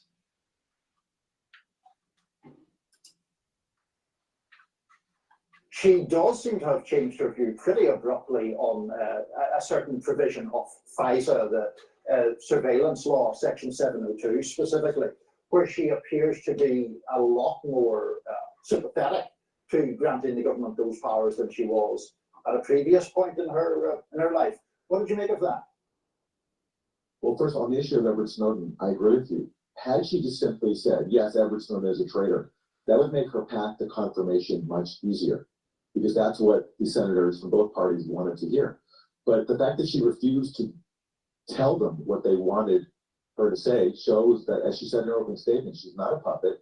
She actually wants to stand by her convictions on certain key issues, including what Edward Snowden did, because I think she appreciates the fact that he exposed illegal mass surveillance. So I thought that, I wish she had given an answer that was just more direct and saying that, you know, that's for courts to decide. But the fact that she refused to go along with what they wanted her to say, I think, is admirable. But you're right. On some other issues, she has abandoned past positions when it comes to 702. Also on the issue of Israel-Palestine, it feels that she was much more fair-minded in some of her past statements when she was running for president in 2019, 2020. Now she's adopted the Trump administration policy of fulsome support for Israel in its mass murder campaign in Gaza, which I find unfortunate. So certainly she's flip-flopped, but that's also what happens in Washington. I'm not going to hold her to a higher standard. Everybody, even someone like Bernie Sanders, who I've long admired, abandons previous positions. So that's just part of the course. There's a certain game you have to play to get confirmed if you want to be. Let me get this straight. He's a Bernie bro. He's a Bernie bro. Oh, lovely. Issues like Edward Snowden, and also on the very explosive issue of Syria chemical weapons allegations, where she's also stood apart in raising serious questions about these claims that the U.S. has lodged against the former Syrian government to take the U.S. off the war, to bomb Syria and impose sanctions. She's raised questions, and she cited a scandal that's been ignored across the media, the OPCW whistleblower scandal, where the world's top chemical weapons watchdog, the OPCW, centered its own investigation into one such incident in Duma in 2018. And brave whistleblowers in the OPCW challenged that cover-up. Tulsi Gabbard has supported them. And at that hearing, when she cited them in response to Senator Mark Kelly completely ignored the issue, because, again, that underscores that these whistleblowers actually are onto something, and therefore he can't contend with their findings. Aaron, thank you so much for joining us today on Rising, breaking down Tulsi Gabbard's confirmation hearing. We appreciate it. Thanks for having me. I think that's informative. It's a shame that he's a Bernie bro, but, you know, it can't be perfect, right? Please go to my store, the-studio-reykjavik.com. Get the structural nano silver toothpaste that I have. Get a few tubes of this high-quality toothpaste for your household. It's great. It whitens your teeth, freshens your breath, helps with your gum line, reduces inflammation, and improves your oral hygiene and neutralizes pathogens. All right. When you have good oral hygiene, you're reducing the chances of cardiovascular disease and you're reducing the chances of valvular disease. This is a big problem in the geriatric population. When you get older, bad oral hygiene starts to, cause problems. So please go to my store, the-studio-reykjavik.com, get this very high quality toothpaste. It has no fluoride in it. It's the best toothpaste that you're going to be able to get. Get a few tubes for your household, help support your health, your oral hygiene, and the work that I do by going to my website, the-studio-reykjavik.com. Again, discount 5 gives you $5 off. It's all caps. Zeolite, really important to detoxify your body. It removes heavy metals, toxins, and chemicals, including forever chemicals. You can take this every day, or you can just do a detox once or twice a year. Now, the way to do this, if you're taking it every day, is take 2 drops, small drops, underneath your tongue, drink filtered water. Do that every day, year round. Or if you're doing the once or twice a year detox, take 4 or 5 drops, small drops, underneath your tongue, drink the filtered water. All right, and then, do that every day until the bottle's done. Make sure you drink the filtered water. But while you're doing the detox, make sure that you're improving your water supply. That means filter your water and also improve the foods that you're eating. All right, stop eating the processed foods. They have a lot of chemicals in it. And look around in your home and get rid of cleaning supplies that may be harmful for your endocrine system, or paints that are in your garage or in your basement. They eventually build up in the air in your home, and you're breathing them in, and it's causing problems with your health. So, cleaning your environment and being mindful of that exposure is really important.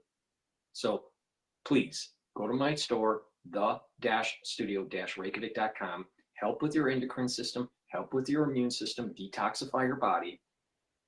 Get the zeolite. This is very high quality to remove heavy metals, toxins, and chemicals, including the forever chemicals. Digestive enzyme complex. We're getting older. You need to reduce the stress on your pancreas. Even if you're healthy, your pancreas health has declined. And your pancreas does a lot of things for your body, including creating the digestive enzymes to be able to break up your food. Digestive enzyme complex are the enzymes that you need to break up carbohydrates, proteins, and lipids. So it reduces the load on your pancreas. You can also use digestive enzyme complex, not just to help with pancreatic health and to be able to absorb nutrients better, but you can use it as a supplement if you're an athlete to help to break down your pre or post workout nutrients. So this is also for athletes. So please go to my store, help with your pancreatic health, and to improve the digestion and absorption of those nutrients. Go to my store and get the digestive enzyme complex. It's something that you should be taking every day. Pancreatic health is super important. You would die if your pancreas wasn't working. Myotrol. Myotrol helps to build muscle and maintain muscle mass and improve mitochondrial health. This stacks really well with gladiator barley. All right. Do some resistance training, and you're going to see strength gains and muscle gains. This is for people that are older, 40 plus, because a lot of people, they start to atrophy, their muscles start to atrophy. So they have problems, gaining muscle mass and whatever. Taking Myotrol will help you build that muscle and maintain that muscle. But if you're an athlete and you are looking for strength gains, taking Myotrol and gladiator barley together is like a super combo to be able to do that. So please go to my store, get the Myotrol. It's for athletes, but also for people that are 40 plus that want to build up some muscle or maintain muscle mass. Because when you start to decline in your muscle mass, you start to age faster. A big part of the problems with people's in one of the texts, we were talking about backs and stuff. Back health is really important when you get older, all right?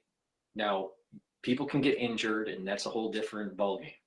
But just overall health of the back, right, and the fitness of the back, having better musculature for the back is going to improve your posture, right, and allow for the lymphatic system to flow better. When you get older, you start to, you start to shrink, and because bone density starts to decline, and you start to, your spine starts to curve. All right, to reduce that curve, the potentiality of the curvature is to improve your bone structure by doing resistance training and proper supplementation, like D3 and K2, and taking calcium, and doing stretching exercises. Stretching is really important. But not just that, improve your musculature in your back to bring your back more straight and more towards the back, more posterior. Most people, they're lifting weights and they're really focused on just the front. And you're building muscle in just the front, and you're not really spending so much time on the back. And what happens is you're overbuilding your frontal muscles and not enough of your back muscles, and that causes problems. So you want to be balanced for your core. You want to balance your core for the front and the back. And when you improve your back muscles, what's going to happen is that your spine is going to be better supported. So you're going to actually gain some height. And not only that, you're going to actually improve the lymphatic flow. So your lymphatic system will flow better. You're going to have better blood flow between your upper and your lower extremities. And you're reducing the chances of this shrinking and curvature in your geriatric years. So this is part of the reason why resistance training and proper supplementation is really important, but targeted resistance training, all right? Back is really important. And so you want to mitigate some of these problems when you're having back problems and all this stuff, Now, injuries are a different story. Sometimes you have compression of the disc and pinch nerves and all that. That's a whole different ballgame. But the average person, they stop working out when they're about in their 40s and their 50s. They start losing muscle mass. They start losing bone density, and they're going down a problematic road. You can mitigate that by taking Myotrol and working out. So, pay attention to what I'm saying. I said how to get rid of diabetes. I've said on how to get rid of or reduce your chances of cardiovascular disease. I've explained on how to reduce your chances of osteoporosis and lymphatic flow disruption. I mean, just do this, just listen to me and your health will improve. For sure. But it's a holistic approach. You can't just take Myotrol and just sit on the couch and just watch TV. You take Myotrol and you work out a little bit. You focus on your back muscles, right? And you're going to improve. But the thing is that it's a holistic approach. Diet, exercise, sleep, proper supplementation, filtering your water, mindfulness, right? It's a holistic approach, but it targets most of the aging problems that we have in the United States, and the highest prevalence of disease in the United States is mostly based on lifestyle. All right. With that, let's go to Bloomberg, see what they have to say. This is Balance of Power. Here at the White House, there's a big connection today between Silicon Valley and our nation's capital. We're going to update what's happening at Reagan National Airport next. Tyler Kendall will join us from the airport, and we'll have the latest on the crash. This is Bloomberg. All right. They're on commercial break here, so let's find another snippet on the news.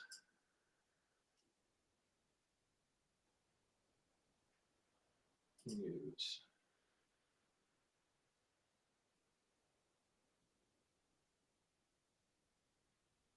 Oh, this is interesting. All right, CNN just posted this 36 minutes ago.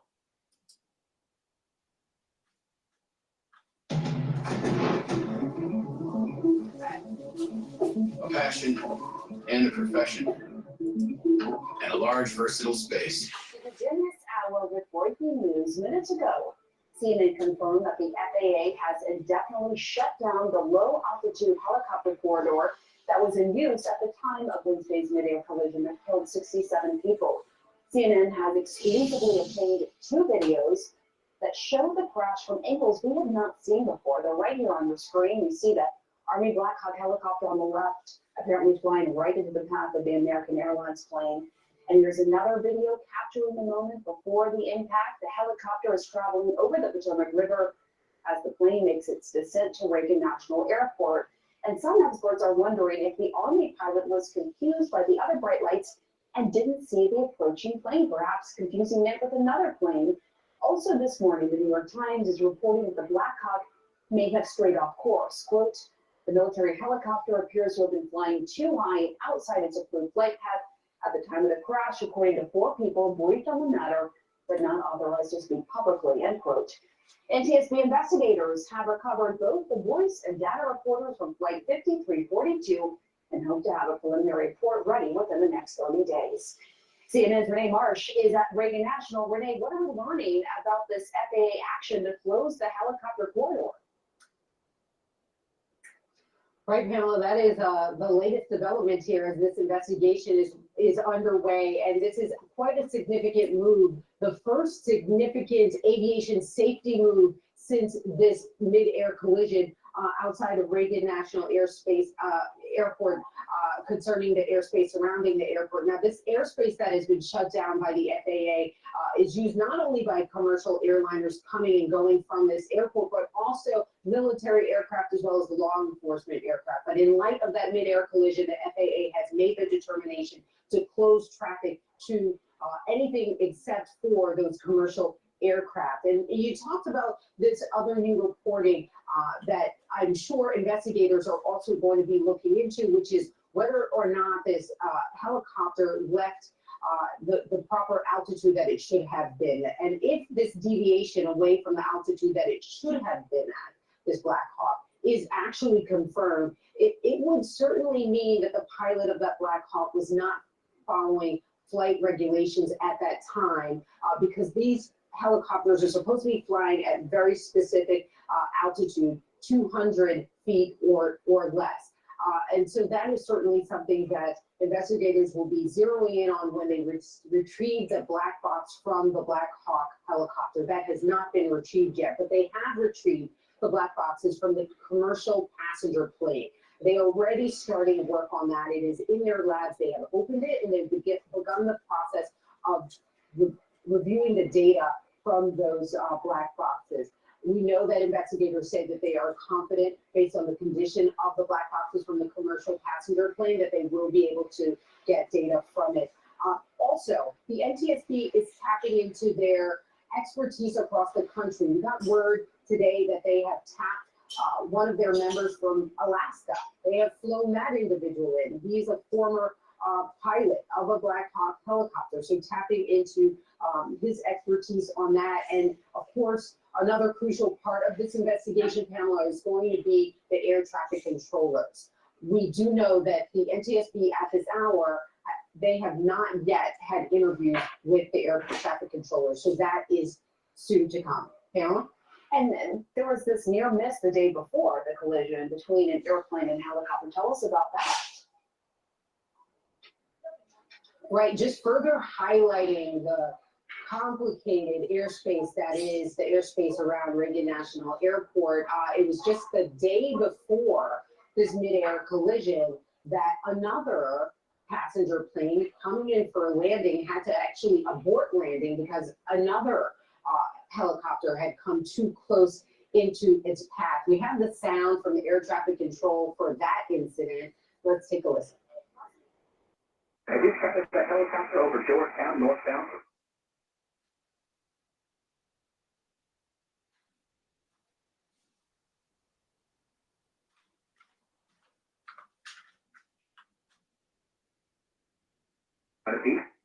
We have RA with the helicopter working tomorrow. We have RA with the helicopter traffic below it. So clearly with this, the incident that is being investigated today, you have that previous incident. It has clearly become evident to investigators that this complicated airspace, something needed to be done more immediately, even though this investigation is ongoing. And Pamela, again, that headline today, the FAA shutting down this airspace around Reagan National Airport to those military helicopters. Yeah, that's a big development. Renee Marsh, thank you. And our next guest is a former air traffic controller who personally shut down New York City's airspace on 9/11, and he may have been the first person to realize America. And you know what's amazing is, and maybe I just missed it, and maybe you have seen it, and just put it in the text message if you have. Any reporters asking about drones, or did any official say that they've confirmed that this had nothing to do with drones? I don't know the answer to that. I'm asking the question. Was under attack that day. Michael McCormick joins us now. Thanks for your time. So as a former air traffic controller, what was your immediate reaction when you learned about this crash and subsequently as more evidence is coming into process? Pamela, just like the rest of the country, I was absolutely shocked when I learned that this near collision, especially with the loss of life on board both aircraft. This is not something that we would expect to see within the air traffic control community. And my thoughts and prayers go out to the families of the passengers and crew on board both aircraft, and also to the air traffic controllers of Washington National. I'm sure having a very difficult time with them. My heart feels for them because, I think about that moment when the collision happened and then the air traffic controller had to see the collision and then immediately pivot and deal with all the other planes coming in and redirecting them to the other airports in the area. I mean, talk about true professionalism. But you have to wonder what they're thinking, how they're feeling right now. According to the New York Times, audio recordings reveal that the passenger jet was originally cleared by the control tower for one runway and then was cleared for another runway. What is your assessment of that? And just the timing here of the communication with the helicopter pilot just around 13 seconds before the collision happened. That is not an unusual maneuver for Washington National Airport. The main runway is what the aircraft was initially sequenced for. The controller made the decision to circle the aircraft to runway 33, and that allows the tower to be able to get more departures off of the main primary runway, while the aircraft was circling to land on the secondary runway. Unfortunately, because of that maneuver, it put American right into the flight path of the helicopter. And the source told. My grandfather's flown by the Hatter for over 75 years now. He's got so many life experiences that he can share, finding the exact date. And the source told CNN that one controller was working two positions at the time of the crash. I think that for the layperson, you're like, oh my gosh, what? They were working two positions covering helicopters and planes, but apparently that's common practice. Should it no longer be common practice?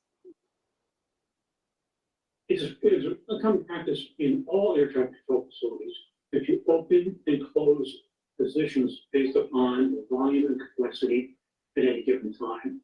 That provides maximum flexibility to handle what's going on in a control tower or in any other air traffic control facility. In this instance, it was actually a good thing because now you have one controller who's actually talking to and controlling both of the aircraft. Otherwise, if it was a separate controller, then the two controllers would have to constantly coordinate back and forth about what is happening and what they're choosing to do. Just taking a step back, I often think about how stressful that job is to be an air traffic controller. Just bring us into what it's like to be one and sort of the daily stress and the pressure that you're under. I mean, I can't even imagine what they're feeling right now. And you heard President Trump talking about it yesterday, not to make this political, but he's blaming DEI policies without having the evidence to support that. And I just want you to tell us from your experience what it's like. I believe the air traffic control profession is what is known as a meritocracy. And that is only the best can go through the rigorous selection program, the screening program, and then the 1 to 5 year training program prior to receiving their certification.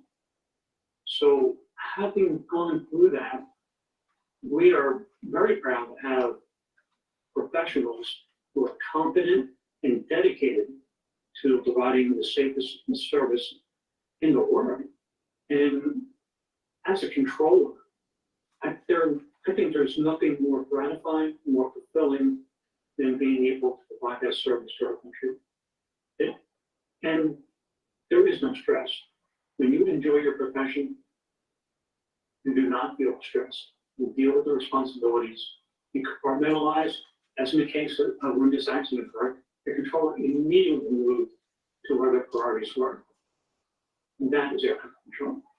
It's just remarkable. It really is. Michael McCormick, thank you.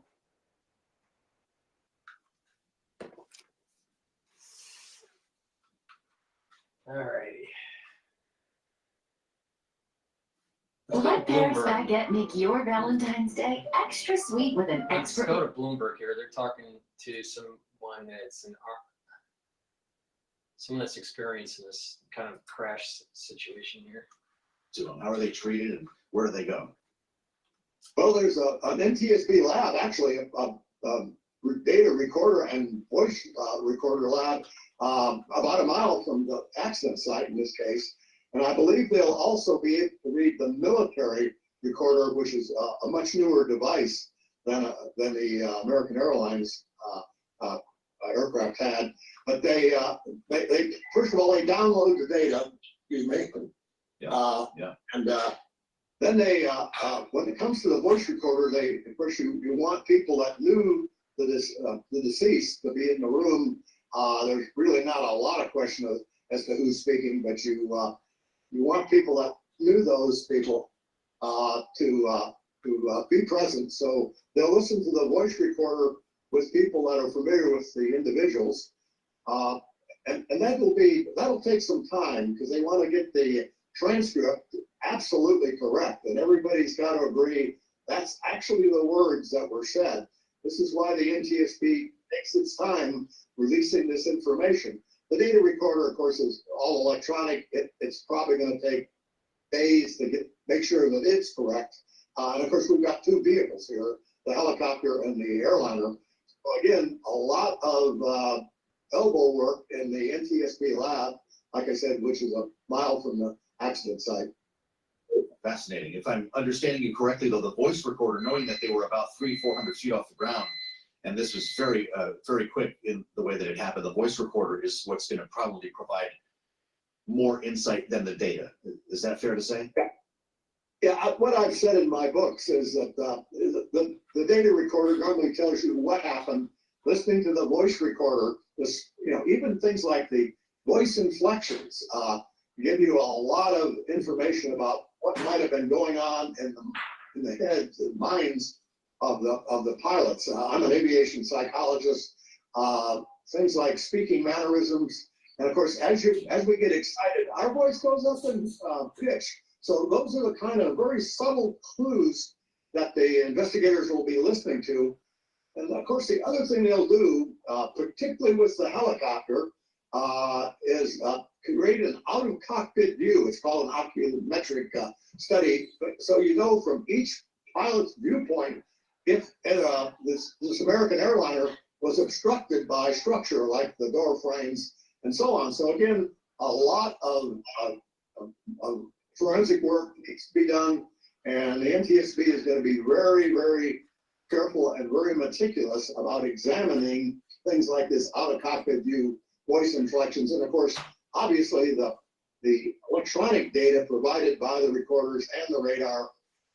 So this has all got to be correlated and validated before they're going to make any pronouncements. So I can speculate, as long as your listeners know that this is only speculation, but the process is very arduous and very demanding, and it is a team process. The Army will be there, the air traffic controller unions, the pilot unions, everybody works together on this, even though the NTSB is leading the investigation. There's a lot of, they call them parties to the investigation, and they all get to review the data and make sure it is as advertised. Doctor, I've only got about a minute left. I don't want to have to cut you off, but I've never talked to an aviation psychologist before. Would wearing night vision goggles while flying a Black Hawk helicopter increase the stress load on the pilot? Particularly in this environment, yes. Well, that gets right to it. Narrow field of view, and depth perception is always not always the greatest. So now remember that pilot, she's going for her annual check ride, which requires her to demonstrate competence in NVG, night vision goggles. So it may well be that they were forced to use those devices to complete her annual check ride. I don't know, of course, the instructor was more experienced. He may have been the one on the radio that said, "We see the American airline." All of that's got to be correlated. They got to go. Yes, Stop NBC talking. channel. Doctor, you got to come back. Alan Deal, former NTSB. We bring you right to the source here on Balance of Power. I'm Joe Matthew in Washington. We'll assemble our panel next. Rick and Jeannie on the way. Aye, Rick and Jeannie, the geniuses. God, those two clowns. All right. Rick and Jeannie. Oh, boy.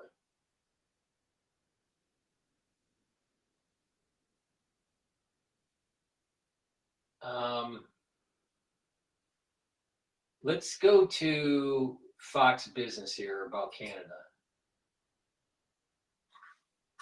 Jason Chaffetz with her this morning. Everybody seems to be caving to Trump, except to Canada, which now says, hey, you impose those tariffs and we're going to respond forcefully. Yeah, if they didn't learn a lesson of the Colombia lesson, then they ought to pay attention. Like, what is Donald Trump fighting for? He's fighting for America. He's fighting for the United States. He's fighting for equality, essentially. Don't run roughshod over the United States. Don't split us in two. Treat everybody the same, and you will be just fine in the United States. But if you're going to take advantage of people, if you're going to suppress conservatives or Republicans, if you're going to go after people, guess what?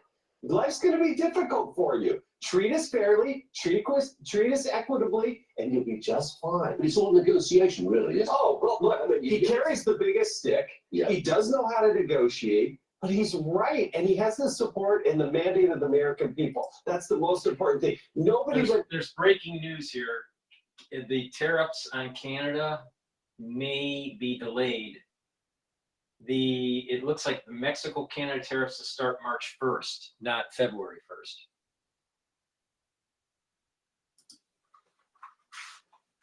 You're right. Would be afraid of Kamala Harris. Donald Trump? Yeah, he's probably willing to go to the mat and make your life very difficult. Let's see. We'll find out today. Because the Canadians have said, we're going to do that. You impose those tariffs, we're going to do this, and you're not going to like it. Next, the ball is now in Trump's court. What are you going to do? Yeah, that's right. Saturday, those tariffs are coming. What are we trying to do? Protect fentanyl and illegal immigration. That seems like something we should be doing in the United States of America. Next one. It's for you again. We have some federal employees claiming that they are gripped by fear and chaos after the flood of executive orders from Trump. This is an NBC report, by the way. Is it productive to have government workers in fear and hiding? Well, he's given them the option to leave. He's going to give them an 8-month severance if they don't want to come to work. Is it too much to say you work for the federal government, you need to come into work and actually do? What, we have 6% of these buildings that are occupied? It's very reasonable. We're paying them these salaries. They need to come to work, and if it's too much for them, then they can quit and go find another job. That was one of the most popular programs that I've seen President Trump come out with. It's reasonable. It's common sense. Government workers who refuse to go to the office are not going to be popular. I think that's a winning thing for Trump. He's going to win on that one. Oh, absolutely. And look, if you don't like it, quit. All right, the markets are moving here. So we have the equity market for the S&P 500 trading at 6,115. VIX has gone down. It's at 14.99. Euro USD is trading at 1.04. So it's been moving upward. Oil is trading at $72.2 a barrel. BITO, Bitcoin long ETF, is trading at 25.4, and the USD Japanese yen is trading at 154.8. All right, let's see here. Yeah, Bloomberg hasn't cycled in yet. All right, let me just plug one supplement before Bloomberg comes back. They're probably going to talk about the delay in the tariffs. So please go to my store, the-studio-reykjavik.com. NAC, I added this to my protocol, my daily protocol. Why? Because it boosts up glutathione levels. Boosting up your glutathione levels is a great way to soak up additional free radicals. It's synergistic with C60. C60 soaks up free radicals one way. NAC soaks up free radicals through the glutathione pathway.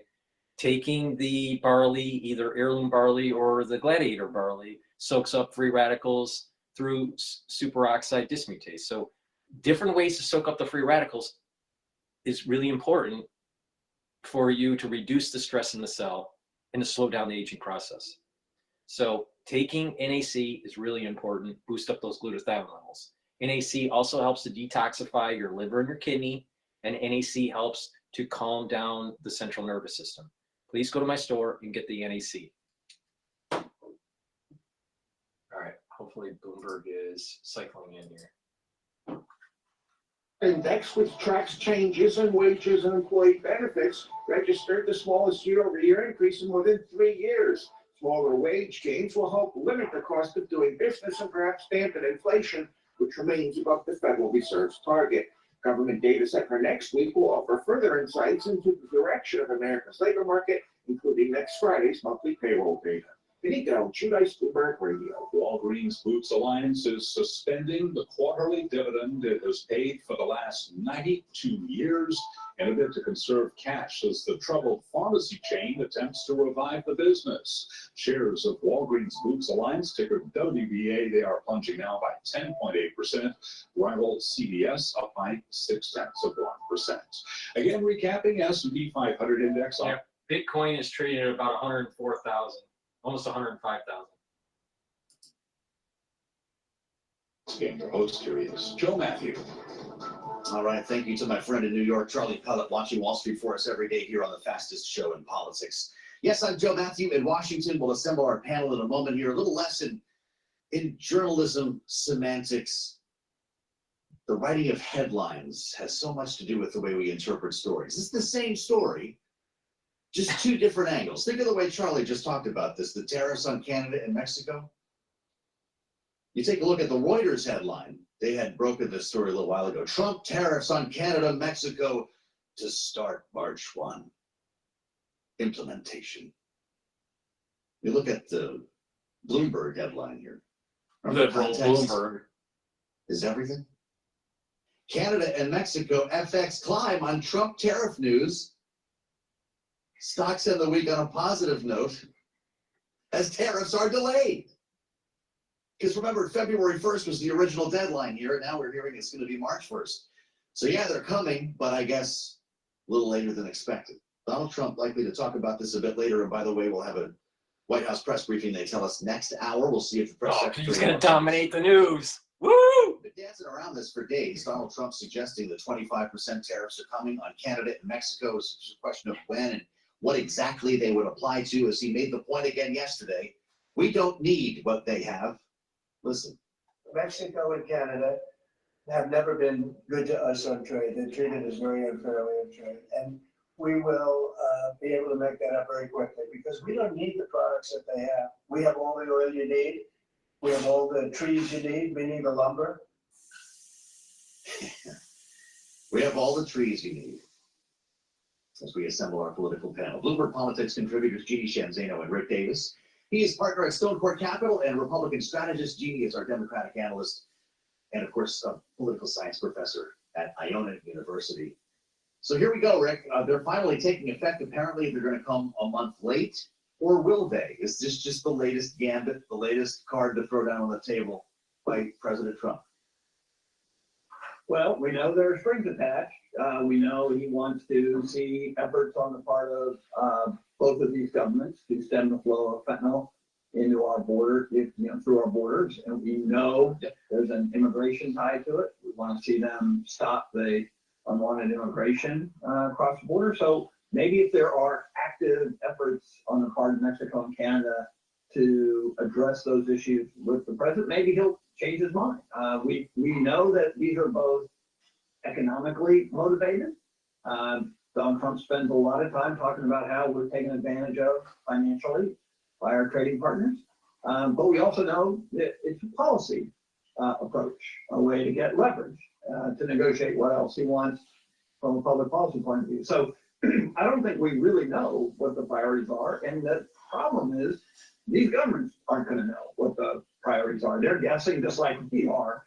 And so how they react, whether they put up counter tariffs, whether they get into a war with us on tariffs, is going to be seen probably not until these go into effect, but maybe immediately after the president makes his announcement.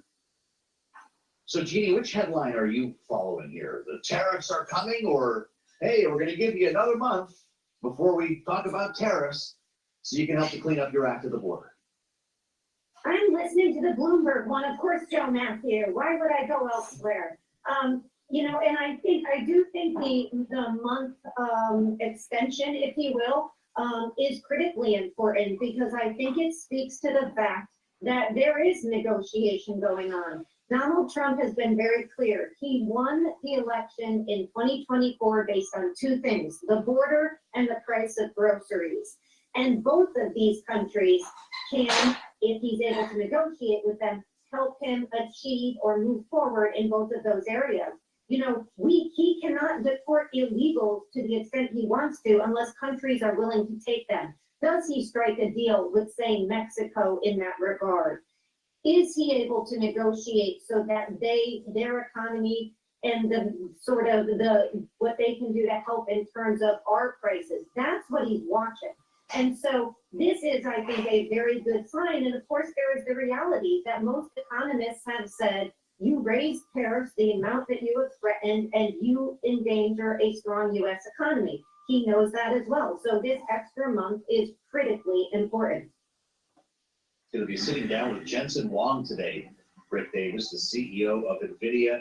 I don't know if we're saving the best for last year, but this is like the godfather of AI, right? He was not out there with Sam Altman and Larry Ellison last week when the Stargate concept was rolled out.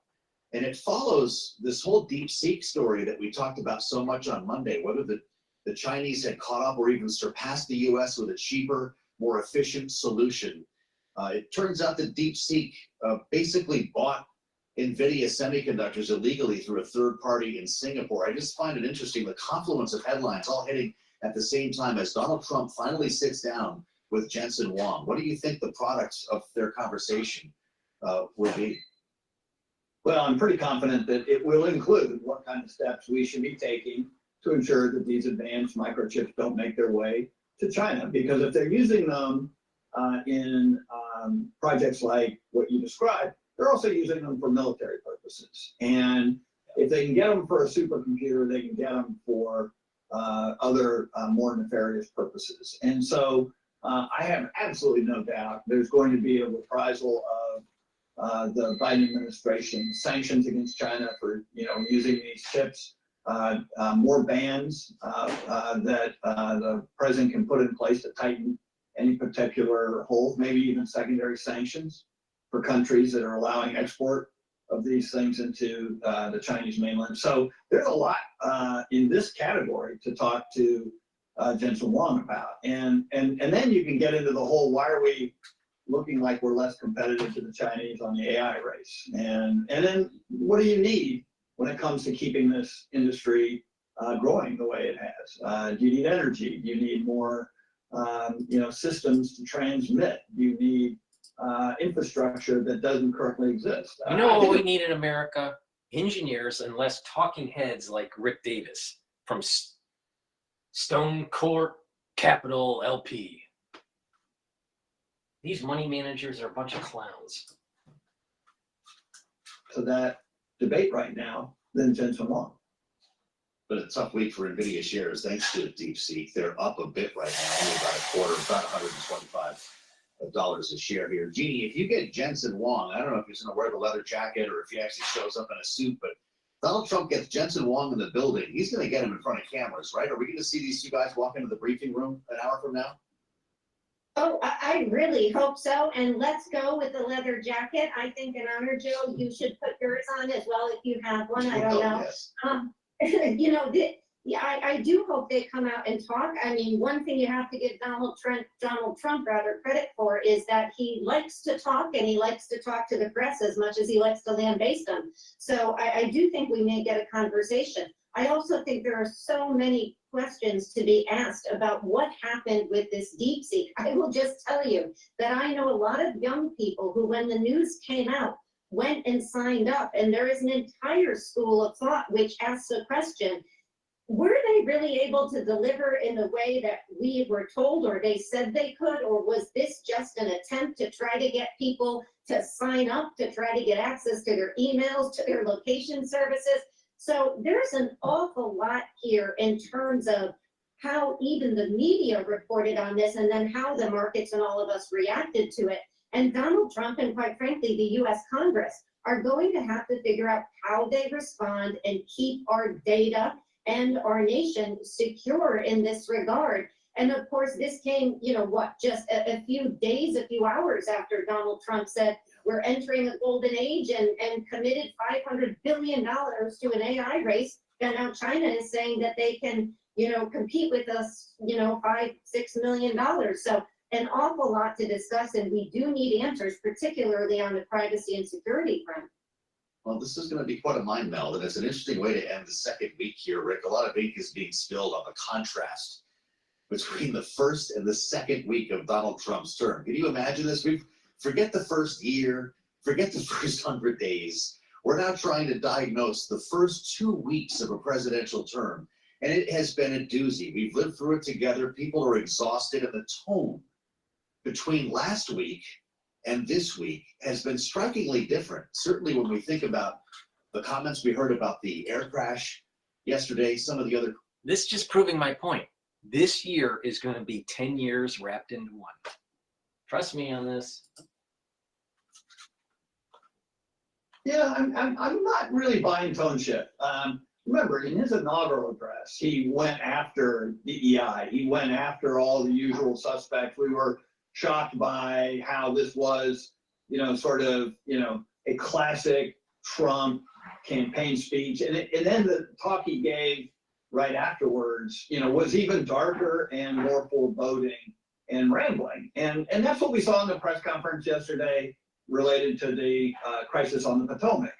You know, he turned a crisis into total chaos. He started speculating on, you know, how it happened, what happened, and who's to blame, and, you know, blaming DEI for this, just like he blamed DEI on the California fires, right? And so I think this is going to be what we're in for the long haul.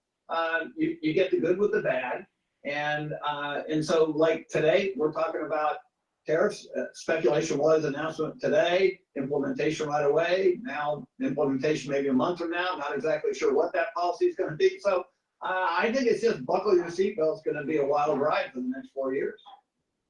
What do you think about this, Jeannie? A week ago today, Donald Trump was hugging Gavin Newsom on the tarmac. And look, Rick is right. He talked about DEI. He talked about the valve. He talked about the Delta smelt. But for some people that looked and felt different yesterday, there was an emergence of anger in his voice. Maybe we're making something out of thin air. You tell me. You know, I think of that old Chinese proverb, which says, you know, the fool looks at the finger.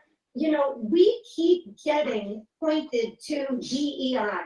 And that has been a very popular foil for the Trump campaign, and he's taken it into the White House. But the reality is, for all the noise about DEI, The president, 2 weeks in and 4 years in, is going to be judged by what he does to prices in the economy and to U.S. security. That is what people elected him for, and they did so in some cases holding their nose about all of this noise and the finger pointing. And so, you know, I think he does do that, and he does it on purpose, but we should not be distracted by that, because we have a president who now has the lowest approval rating of any president to come into office since 1953, and a consumer sentiment that is 4 points down from December. That's what he cares about, and that's what we should care about. And all of his noise about everything else, I think we should try to put aside.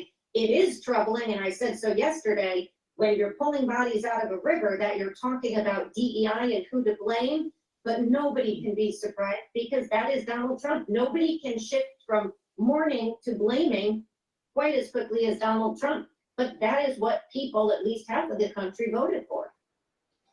Jeannie Shanzano and Rick Davis make up our signature panel, and you can see why. The fool looks at the finger that points to the sky. They'll be back in our second hour. You're on the fastest show in politics. I'm Joe Matthew in Washington. Katie Lyons is on the way in, along with our global television audience on Bloomberg.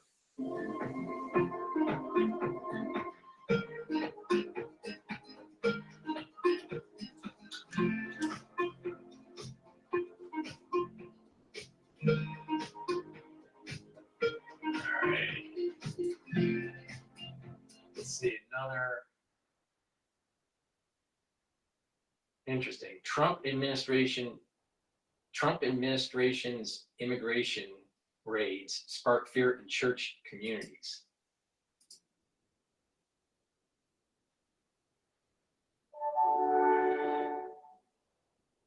March 15th, 1939. German troops invade Czechoslovakia. Joining us now, Sister Norma Pimentel, Executive Director of the Catholic Charities of the Rio Grande Valley. Sister, it's always a pleasure seeing you. You've been serving the RGV area for 21 years. I've been down there with you probably for as many years as you've been there to see how you deal with the ebb and flow of migration. How are things today, Sister? Hello, Jose. It's good to see you again. And yes, things have changed somewhat, as we all know. You know, the number of people that are actually entering the country has almost completely almost stopped. You know, even with the previous administration, the numbers had been very low for several months now. You know, the previous administration has put great restrictions and deportation proceedings for many folks who entered between ports of entry, you know, and kind of encourage people to do it properly, orderly through the port of entry. And that is not the case anymore. So we're seeing, you know, we meet every week with Border Patrol just to keep us updated, and numbers are extremely low as far almost to the single digits that we're seeing on a daily basis that are being processed or that are brought to us either by ICE or by Border Patrol, you know, and so that's how we see things today, you know, and for sure, I think that, you know, as far as respect to our churches, thank God that is not happening here in the Rio Grande Valley. We have not seen that. Border Patrol has committed themselves that they would not do that. They would respect those spaces, and so I'm very pleased to hear that from our partners that we work with very closely. And so the only concern that I see, Jose, is that many people from the valley, they are stating that they're being stopped and asked for their proof of their citizenship, you know, and so that's concerning, you know, people that we know, our neighbors, our friends, people, co-workers that are now very worried that this is starting to happen, you know. Yeah, and when we were hearing Secretary of Defense talk about, you know, establishing Guantanamo Bay in Cuba, the U.S. naval base there, for just the criminals of criminals, but if you're getting stopped in Harlingen or McAllen or anywhere just because you're driving, it seems as though there's a huge difference between that. I'm just wondering, Sister, what is it that Catholic Charities, and I'm kind of asking, obviously not for myself because I just know so well how much you and Catholic Charities does for people, but what does Catholic Charities, and what does the area that you represent do? You know, Jose, Catholic Charities is the shareable arm of the Catholic Church. So what we do is reach out to the community and work with our partners and everyone to come together as one. You know, los sumamos, you know, we come together to help one another to make sure that if we see somebody in distress, somebody in need, somebody vulnerable, we can come together, respond to that reality. We see somebody hungry, we try to make sure that we care for that person. And so our response to the immigrants that we saw in that community, that's exactly what the church did. You know, reach out with others to make sure that these families were protected, were safe, could eat. You know, we should never deny food or safe space for somebody who needs to rest, who needs to see a doctor, and things like that. So the church has always been present here in the Valley for all our families locally, and also for anyone who we find in a community that needs help. And it's something beautiful that, especially my Bishop Flores, you know, he always says, you know, the people of the Valley son gente de un gran corazón. And to tell the truth, you know, lo son, ¿verdad? Y por eso es que, por eso podemos ayudar, porque we're here to make sure we're here for one another, you know. And so I'm very appreciative for the great support we get from the community and from everyone, and even for the past couple of years from the federal government that says we want to help, we want to make sure that your response, humanitarian response, is there. And so I'm very grateful for that, and if that's possible, that's good, because if somebody's hurting, it is our responsibility to do something about it, to make sure that they're safe, that they're cared for, that they can eat, they can rest, you know, and that they're not taken advantage of by those that want to hurt them, you know.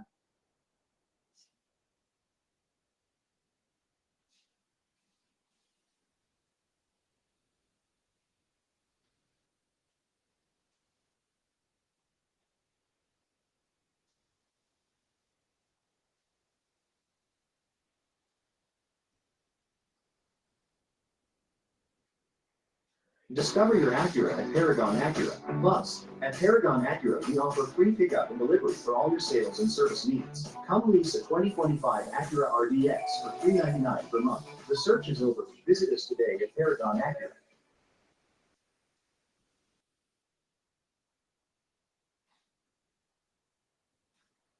All right. Let's see here. What's going on with the next one? Wait! Hold on. I'm putting it on speaker. It's Nick. Let's see here. Thanks for China and the iPhone. On the conference call, Apple said sales will grow by a percentage in the low to mid single digits. Again, Apple right now up by 0.3%.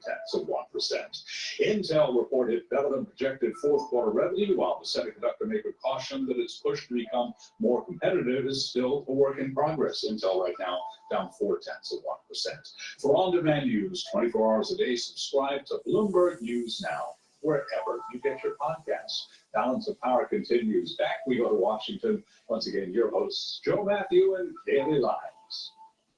All right, Charlie Pellet, thank you so much. Here in Washington, we have questions specifically about when exactly tariffs are supposed to go into place against the U.S.'s two largest trading partners and two neighbors to the north and south. Canada and Mexico, 25% apparently is the level. It's just a question of when. As Reuters is now reporting, it's March 1st that these will go into effect, but the president yesterday said February 1st as he explained his justification from the White House. We'll be announcing the tariffs on Canada and Mexico for a number of reasons. The people that have poured into our country, the drugs, fentanyl, and everything else, the massive subsidies that we're giving to Canada and to Mexico in the form of deficits. And I'll be putting the tariff of 25% on Canada and separately 25% on Mexico. And we will really have to do that because we have very big deficits with those countries. Those tariffs may or may not rise with time.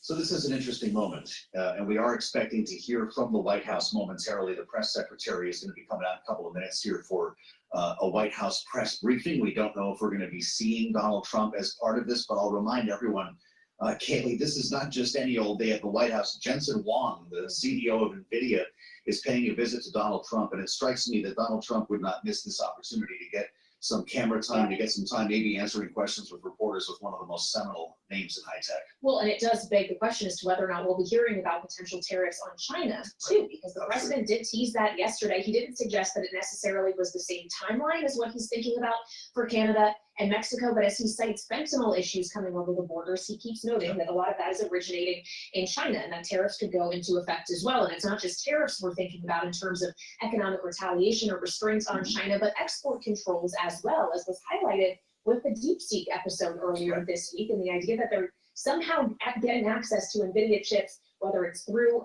an intermediary perhaps, or just finding a loophole through the existing export. Yeah, that's a fascinating story that they somehow got these NVIDIA GPUs through a third party in Singapore.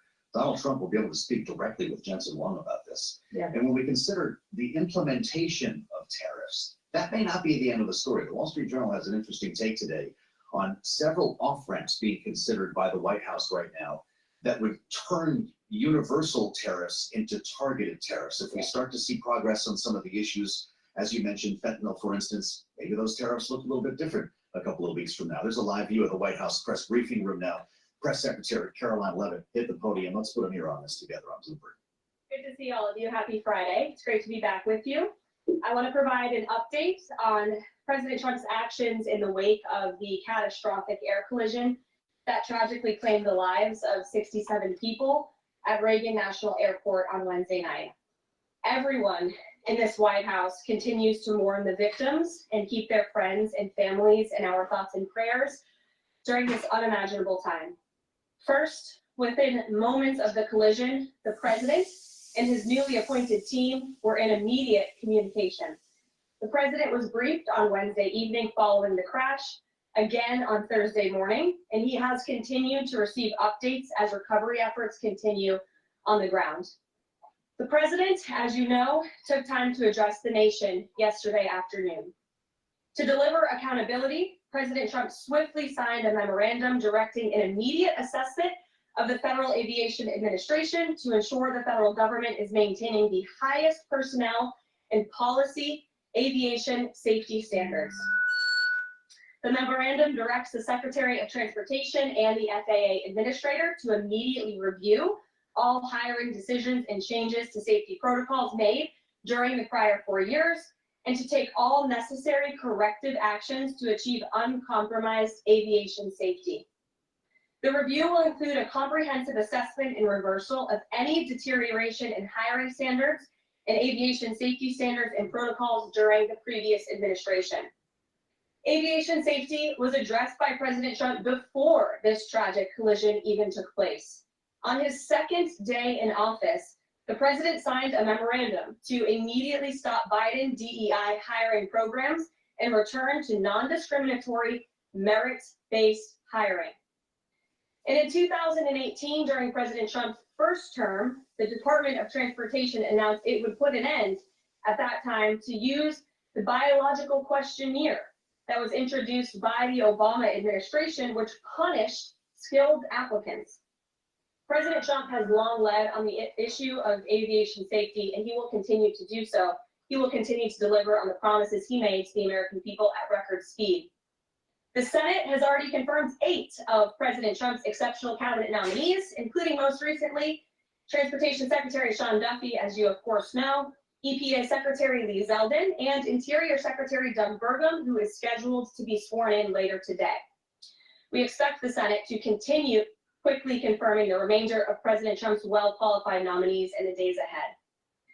Earlier this week in the East Room, the president proudly signed the Laken-Riley Act into law, surrounded by Laken's loving parents and sister. This common sense bipartisan law mandates the federal detention of illegal aliens who are accused of theft, burglary, assaulting a law enforcement officer, and any crime that causes death or serious bodily injury, like the animal who murdered Laken Riley in cold blood. This was the first piece of legislation President Trump proudly signed as the 47th president of the United States, and it will guarantee that Laken did not die in vain. As Laken's mother, Allison, tearfully said during the signing event, President Trump said he would secure our borders and that he would never forget about Laken, and he hasn't. He's a man of his word, and we trust that he will fight for the American people. Those are the words of Lakin's mother, and we will never forget them. So to help lock up even more criminal illegal aliens, President Trump signed a memorandum this week to detain them at Guantanamo Bay. This action will expand the Migrant Operations Center at Naval Station Guantanamo Bay to full capacity to provide critical extra detention space for high priority criminal illegals.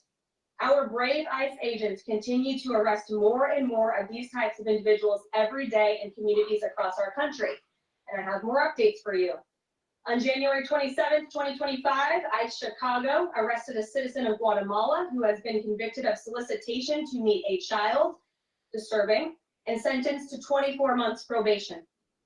On January 28th, 2025, ICE Atlanta arrested a citizen of South Korea who has been convicted of 9 counts of possession or control of material depicting minors in sexually explicit conduct. On January 28th, ICE New York arrested a Mexican national previously charged by the state of New York for attempted murder and possession of a weapon and assault. And on January 28th, ICE Philly arrested a citizen of Mexico who has been convicted of possession of child pornography. Our message is simple. If you are a criminal illegal alien, you will be arrested and deported. On another important matter, the nation's report card was released this week, and the news is not good. It showed that U.S. students had record low reading comprehension scores last year. It's National School Choice Week, and in part of the president's commitment to education, he just left a roundtable in the Roosevelt Room focused on this issue with leaders from across the country. The national report card showed that 70% of 8th graders were below proficient in reading, and 40% of 4th graders did not even meet the basic reading levels.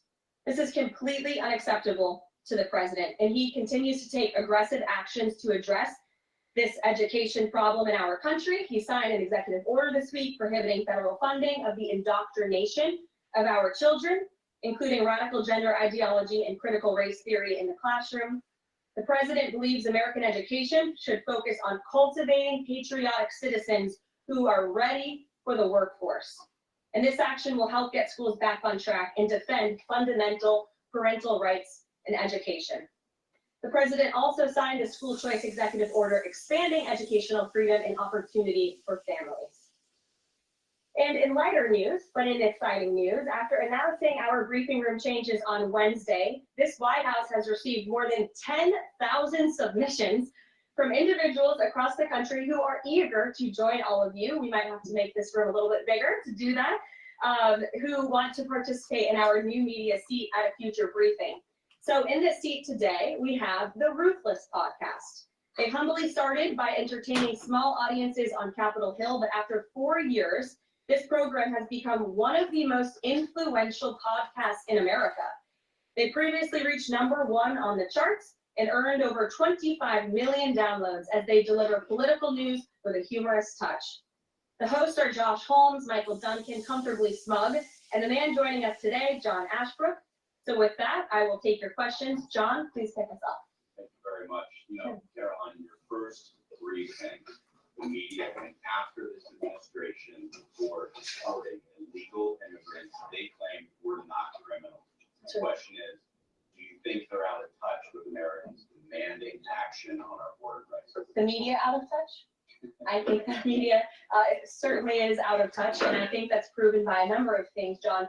#1, there was a New York Times poll that was released prior to President Trump's inauguration by the New York Times, which of course is a legacy media outlet, that showed that I've been listening to the White House Press Secretary Caroline Leavitt briefing the media from the White House, touching on a number of subjects, and we do expect tariffs may come up in this briefing after Reuters reporting that tariffs on Canada and Mexico will go into effect on March 1st. If she does indeed begin to answer questions in that regard, we will bring you her responses. But obviously, speaking to some of the other events of this week in that briefing so far. Yeah, we were hoping to get some news out of that conversation. Maybe we will at some point as they get through the new media seats and the disparaging of the mainstream media. It's a pleasure to bring in Susan Delbene, the Congresswoman, of course, representing Washington's 1st District and importantly chair of the DCCC, the Democratic Congressional Campaign Committee, which is charged with getting Democrats elected to the U.S. House. Congresswoman, it's great to have you back. here on Bloomberg TV and radio. We've been standing by for details on tariffs, whether it's from the press secretary or maybe from Donald Trump himself a bit later on. Reuters is reporting they'll take effect the 1st of March, 25% against Mexico and Canada. Do Democrats have an answer to this, or is Donald Trump exercising his right as the executive to put these into effect?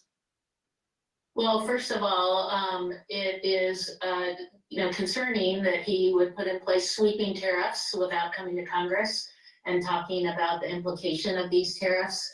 Congress does have an important role to play, and he should be coming to Congress and looking to Congress for approval for any plan that he may have.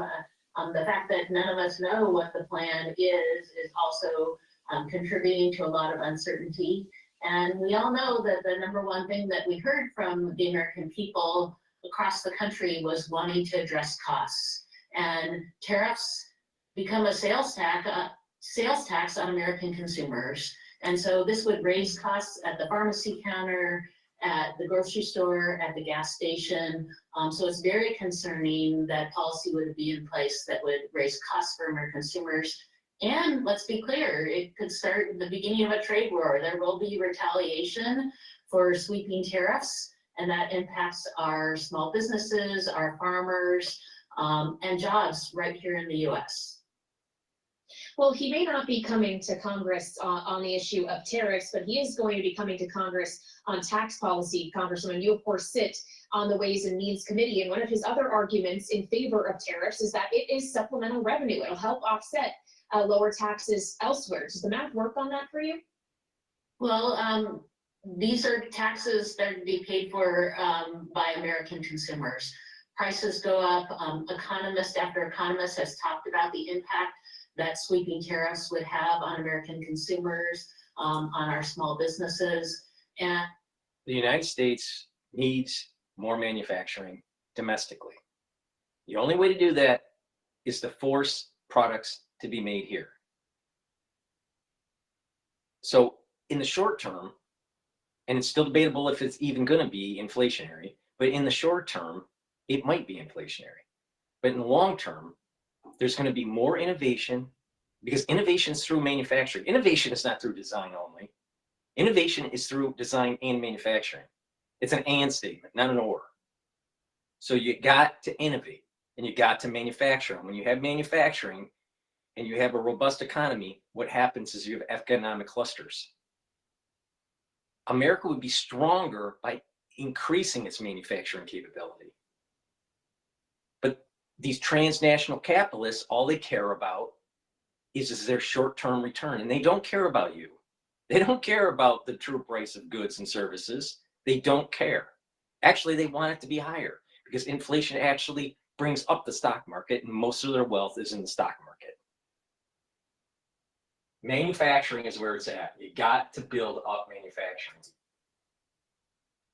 across the country, and it's Congress's role to decide where our taxpayer dollars go. So the president cannot be in a position where he thinks he unilaterally can decide to prevent those dollars from going out. He really was trying to put in place a one-man shutdown of our government. There were broad implications of what it meant. I heard from constituents all over huge concerns about resources that people were depending on being cut off, on healthcare, support for our community members. There's incredible concern, but this is Congress's decision.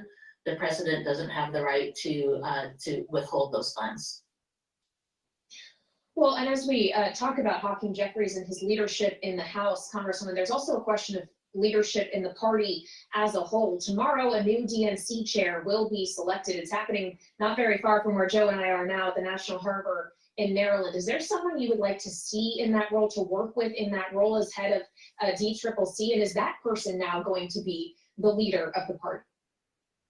Well, there's great candidates running, so that will be a decision that's made by all the folks who are voting in that election. But definitely the DNC is an important partner. Our role and my role is to make sure that we take back the majority in the House. Very critically important, so that we have folks who are going to stand up for American families stand up to make sure that we're focused on lowering costs and addressing the issues that our communities are seeing, and stand up to an administration that actually feels like they don't have to work for Congress. We're a co-equal branch, and it's important for us to continue to speak loudly about the important role that Congress plays in supporting the needs of the American people. So there will be an election tomorrow. We'll see. I look forward to working with whoever is elected to chair the DNC. All right, Congresswoman, thank you so much for your time and for joining us today. That's the Democratic Congresswoman from Washington, Susan Delbene, also chair of the Democratic Congressional Campaign Committee. And we should point out the White House press briefing is still ongoing. Caroline Leavitt has answered questions regarding a number of things, including what she spoke to right off the top, which was the deadly mid-air collision that happened at DCA yesterday, and was facing question show once again about the accusations Donald Trump and others were making that DEI hiring practices at the FAA may have had something to do with that. To this point, we have no evidence to substantiate those claims, and we are expecting that we'll hear from the actual investigators looking into the cause of the crash. The NTSB will have another briefing this afternoon at 4 p.m. Eastern Time. Yeah, we're all hungry for information here. Some of the reports, though, have been frustrating, realizing that 2 of National Airport's air traffic controllers were doing double duty on Wednesday night. And one headline I do want to mention from the briefing regarding Caroline Leavitt, we've been reporting on this Reuters report. She is pushing back against it, saying the March 1st tariff deadline is false. Reiterating, tomorrow, Joe, these 25% tariffs would be going into effect. Let's see if we get something more official today. Yeah, I guess we will. In the meantime, while we await further confirmation on that, as she's now discussing 10% tariffs on China, we want to check in on what's happening in real time at Reagan National Airport as we follow really 2 important stories here from Washington. You know what's State. amazing with Bloomberg when they talk to a Democrat or a Democratic sympathizer, they never fact check. You notice that? NTSB investigator. Oh, I'll toss it back to you. Tyler, you can keep going. We'd like to hear what's happening at the airport. Tyler Kendall, what's the latest that you're hearing today at Reagan National? Oh, no problem. Sorry, I thought we were heading back in to the briefing there. But as I was saying, absolutely critical that these recording devices were recovered. One, that voice recorder that, as Alan Deal told you last hour, that will help investigators kind of piece together exactly what happened up to the moment of the crash, but also we will get hard data from that, including the speed and the elevation becoming absolutely critical as this investigation moves forward. We know that here at DCA, there's about a 200-foot ceiling for helicopters to operate in and around this area. Now, one official briefed on the investigation has confirmed to Bloomberg News that it does appear that a helicopter was operating above that ceiling. According to flight tracking data cited by Bloomberg, it appears that that helicopter was at about 300 feet. So again, above that ceiling. This is a point that President Trump pointed out in a Truth Social post earlier today, and also was originally floated by Defense Secretary Pete Hegseth. Now, Hegseth also confirming that the Pentagon is conducting their own investigation into this. Remember, Joe and Kaylee, this was considered to be a routine training mission. One Army official telling reporters yesterday that these pilots were considered to be experienced pilots. The lead pilot in that helicopter had about 1,000 hours of training under his belt. That is considered to be a significant amount of time when you take into account that helicopters often aren't in the air for too long, normally about 2 hours at max. All right, Tyler, we do appreciate it very much, and we'll stay close to Tyler Kendall throughout the day as we learn more about what's happening at Reagan National Airport with a series of developments there as they close down that low altitude corridor that helicopters have been using in that area. Kaylee, the White House making news, as you just mentioned, about tariffs, Canada and Mexico, 25%, China at 10%. It's the redhead on the terminal. Yeah, to directly quote the White House press secretary, Caroline Leavitt, she said she saw the reporting from Reuters around a March 1st deadline, the idea that this would be bumped back. She says it is false, that she was just with the president in the Oval Office and can confirm that tomorrow, the February 1st deadline that President Trump put into place with a statement several weeks ago continues. So I guess that's where we stand at this moment. We could hear from Donald Trump himself on this later today. He is expected to be signing executive orders this afternoon, and will be traveling from Joint Base Andrews down to Florida and Mar-a-Lago, another opportunity for him to potentially address the cameras.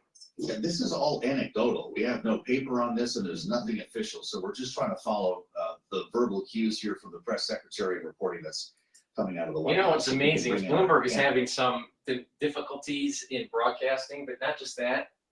This news of reversal where the March 1st tariff would be going into effect and now it's going back to February 1st is definitely moving the markets. Now the VIX is elevated, it's trading at 15.34.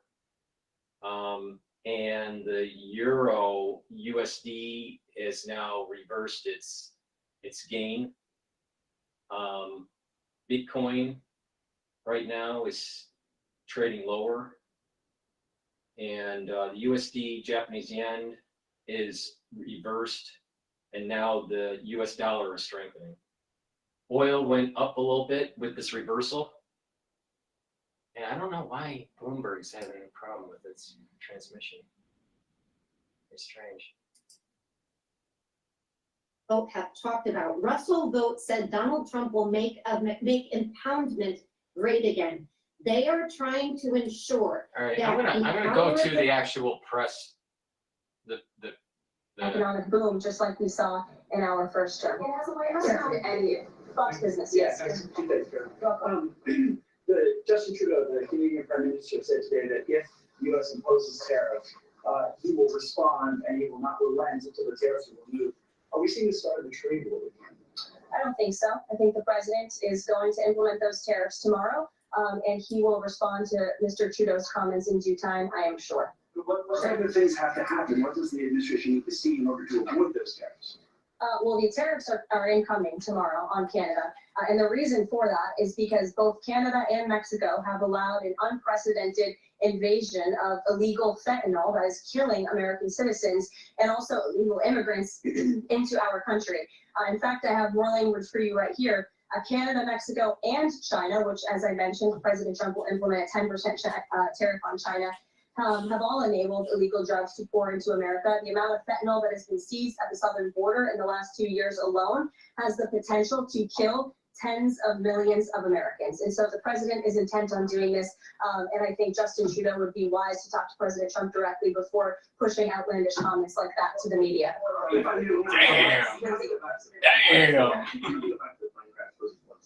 You're interrupting your colleague, but sure.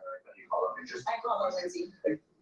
The president this morning said the Black Hawk helicopter was flying too high. I'm wondering if he's basing that on what he learned from investigators, and if you could offer a little bit more of a window into how he is keeping abreast of this investigation. Sure. Is the NTSB briefing him separately? Is he meeting in the Situation Room? You just sort of offer a window. Yeah, the president based that statement on truth because it is truth and it's fact, and it was relayed to him by the authorities who are overseeing the investigation into this horrific plane collision. And the president, as I said in my opening remarks, continues to be briefed on the collision by everybody across his cabinet, the Secretary of Transportation, the Secretary of Defense, the NTSB, who the commissioner there was in the Oval Office with him yesterday. Lindsay. Lindsay, go ahead. Lindsay, go ahead. Thank you. The CIA actually revealed that they do also believe that COVID-19 was from a lab leak in Wuhan, China. How is the president planning on responding to this additional intel from the CIA, and will it impact how he responds to the tariffs? Yeah, kudos to John Ratcliffe for revealing that truth and that fact to the American people. Many years too late, the Biden administration had a chance to let the American people know the truth about that, and for some reason, they chose not to. I also would just like to point out that several years ago, when I was working in this press shop and President Trump would take to this podium to brief the American people on COVID-19, he suggested that COVID very well may have came from a lab in Wuhan, China. And many members in this very room mocked him for that, said he was spewing conspiracy theories. He was not. We now know that to be the confirmable truth. It took many years for it to come out, but the president was right in this instance again. Sure. Carolyn, thank you. I wanted to ask about Secretary Rubio's trip to Panama. But they're only willing to tell you that only the CCP part of it. It's a USA CCP virus. Trust me on this. Rubio's conversations with President Trump about the Panama Canal. I have been present for President Trump's own thoughts on the Panama Canal, and you've all seen them as well in his public statements that he has shown. He believes it's unacceptable that the canal is essentially run by the Chinese Communist Party. If you look at both ends of the canal, massive Chinese Communist Party linked companies run the canal. That's unfair to the American people, many of whom lost their lives many years ago building this canal. The American taxpayers are paying millions of dollars for the canal, and the president believes it's in our national interest as a nation for Secretary Rubio to go there and begin these discussions, and that's exactly why he's doing that. Sure. Thank you very much, Caroline. Is the United States in the process of pulling out of Syria militarily? Because the president wanted to do that in his first term as well, and he had a lot of pushback from the Pentagon and Congress. And based on what he said yesterday, he's still considering doing that in a short time. The president was asked and answered this question yesterday, and he, as the commander-in-chief of the United States military, reserves the right to review troop deployments overseas at any point in time. Is that a topic right now? Yes. Thank you. 2 questions. So we now know that the staffing was not normal at the air traffic harbor, and so with the government facing the hiring of new federal workers and offering buyouts, are you not afraid that more incidents of different kinds could happen with less staffing in different agencies? Well, the president is intent on ensuring that we are increasing staffing at these agencies, and that's why he signed a very strong executive order on his second day in office, immediately terminating DEI hiring practices at the FAA. He also, following the tragic crash, as you all know, in the Oval Office yesterday, signed a memorandum directing an immediate assessment of the FAA to ensure the federal government is maintaining. Equities are now selling off, and the VIX is starting to increase.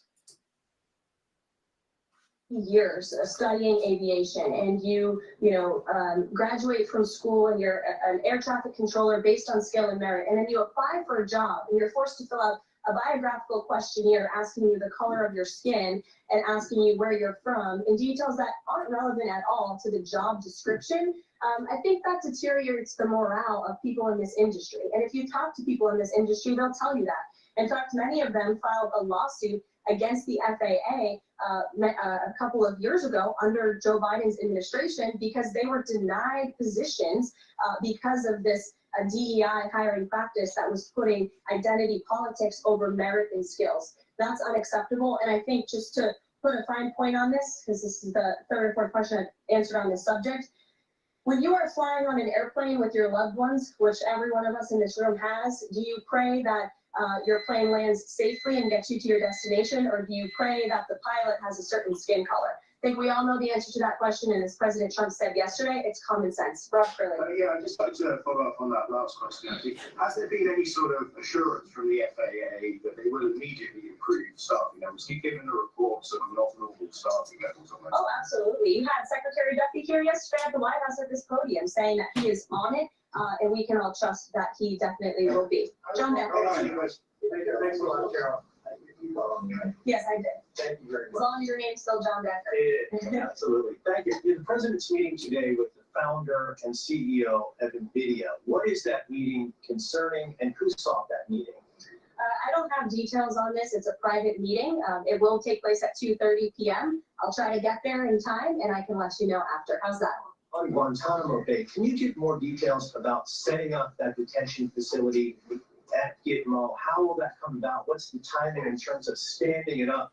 And of course, this has happened before during the Clinton administration. Yeah, right. Detainees of Cuban and Haitian descent were both detained at Guantanamo. Are you looking at that model in setting up this detention facility? Secretary Hegseth, I believe, was on television this morning answering this question, and he said that the Department of Defense is already on it.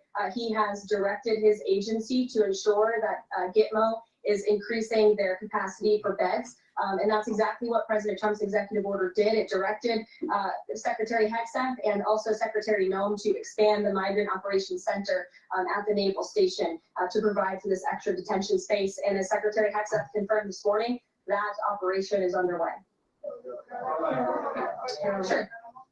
Caroline, on the tariffs, can you clarify whether those will actually be going into effect tomorrow or Yes. whether there might be some lead time? Yes. And are those, they will be going into effect? Correct. And are those meant to be in place long-term, or is there a scenario in which Canada, Mexico, and China can offer concessions and then they would be removed? At this point, the president has made it very clear those tariffs are going to be implemented in effect. If the president at any time decides to roll back those tariffs, I'll leave it to him to make that decision. But starting tomorrow, those tariffs will be in place. Sure. Thanks, Caroline. Yes. Can you confirm the report by our friends at the Daily Mail that British Prime Minister Keir Starmer is going to be visiting the White House in February? And also, if I may, do you have any more details on Netanyahu's visit here next week? Sure. I have not seen that report about the prime minister. I can go check back with our friends at the National Security Council and get back to you on that. I can confirm that Prime Minister Netanyahu will be here on Tuesday, February 4th, for a working meeting and visit with the president. And I'm sure you will all be here, very excited to cover that visit. Sure. Daniel. You're welcome. Specifically, obviously, why does the president feel like that's the best location or a good location to make sure that Americans are safe from violent, illegal, and migrant crime?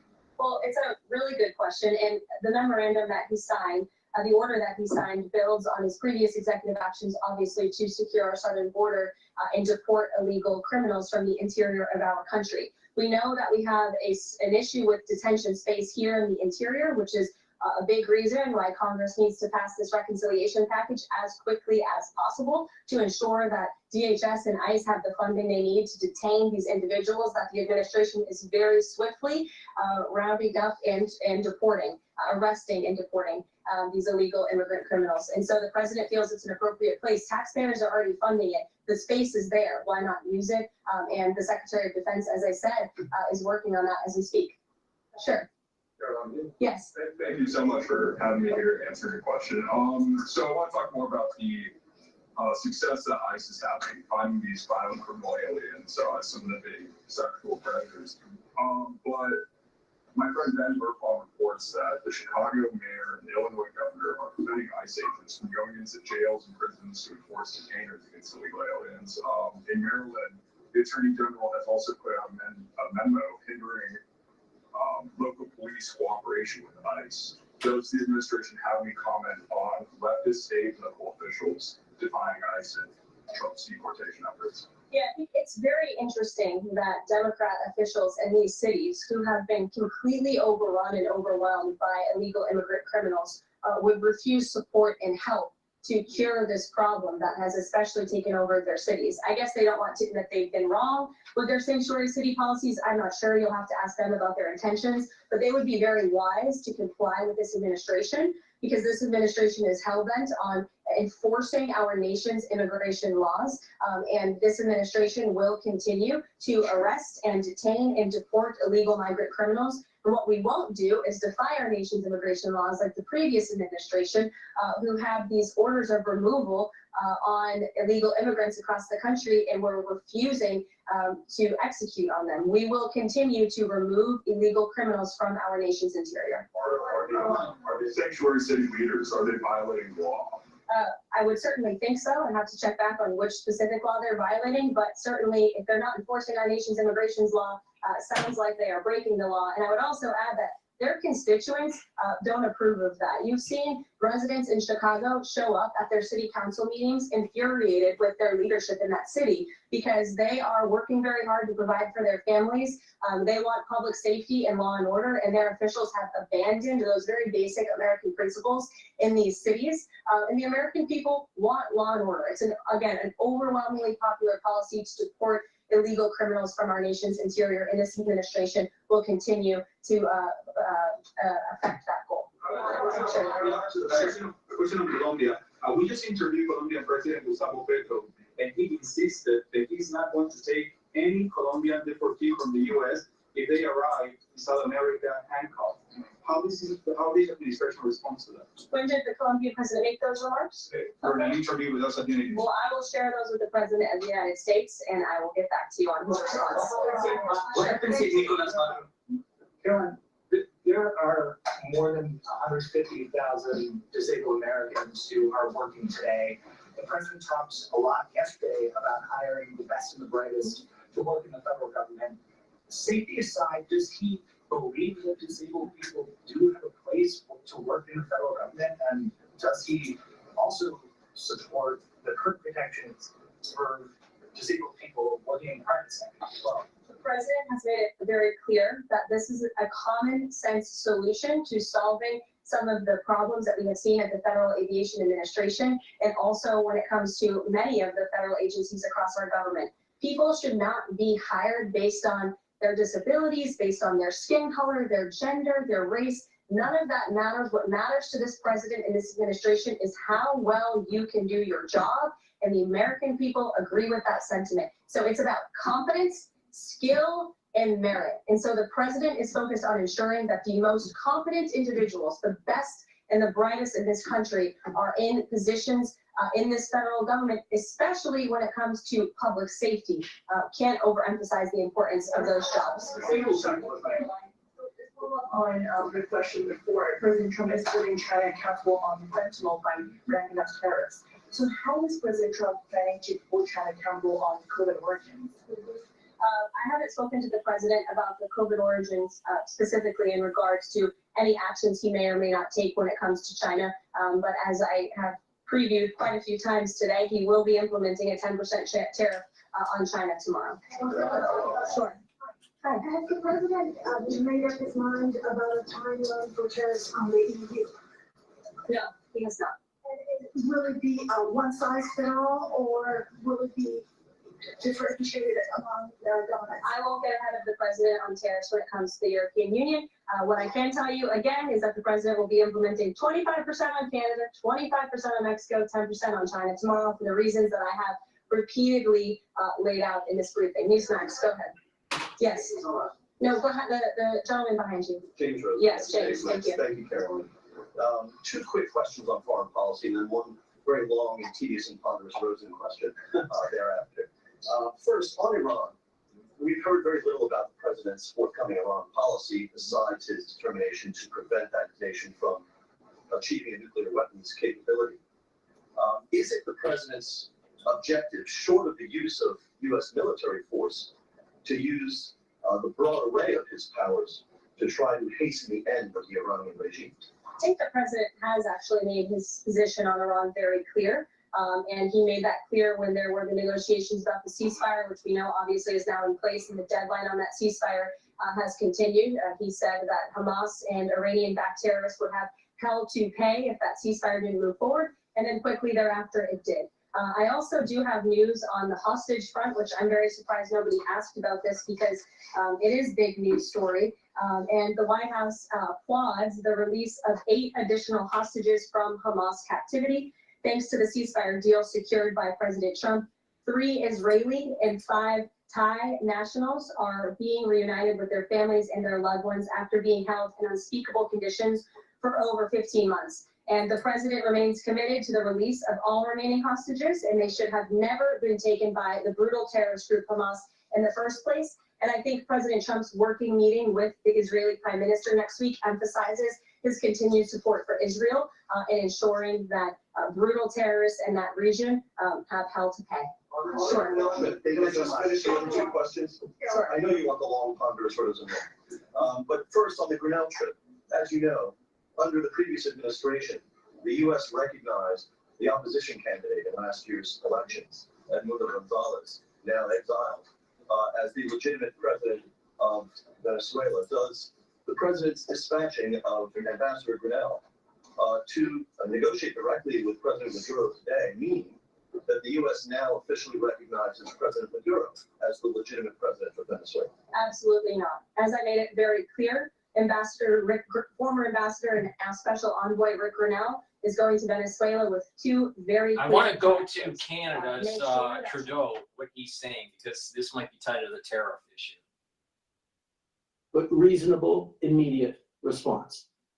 Radical Haynes joining us now from Washington, D.C. Not really surprised that these tariffs are coming into play because they were promised by Donald Trump on the campaign. The timing is interesting because there was speculation it might be delayed a little bit. All right, I'm just going back to the press.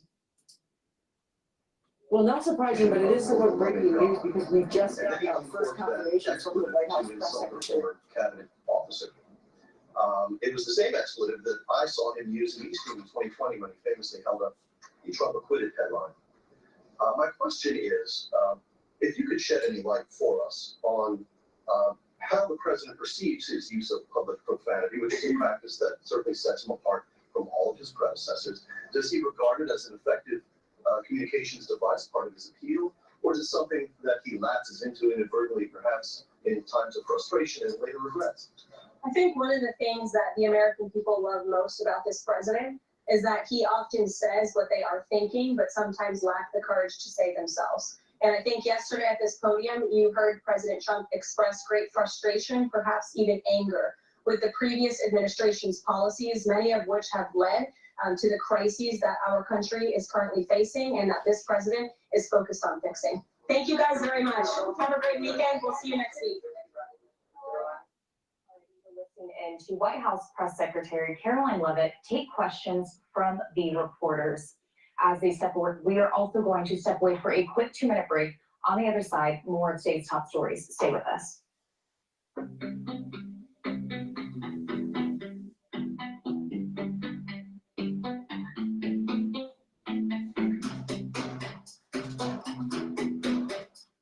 Alrighty.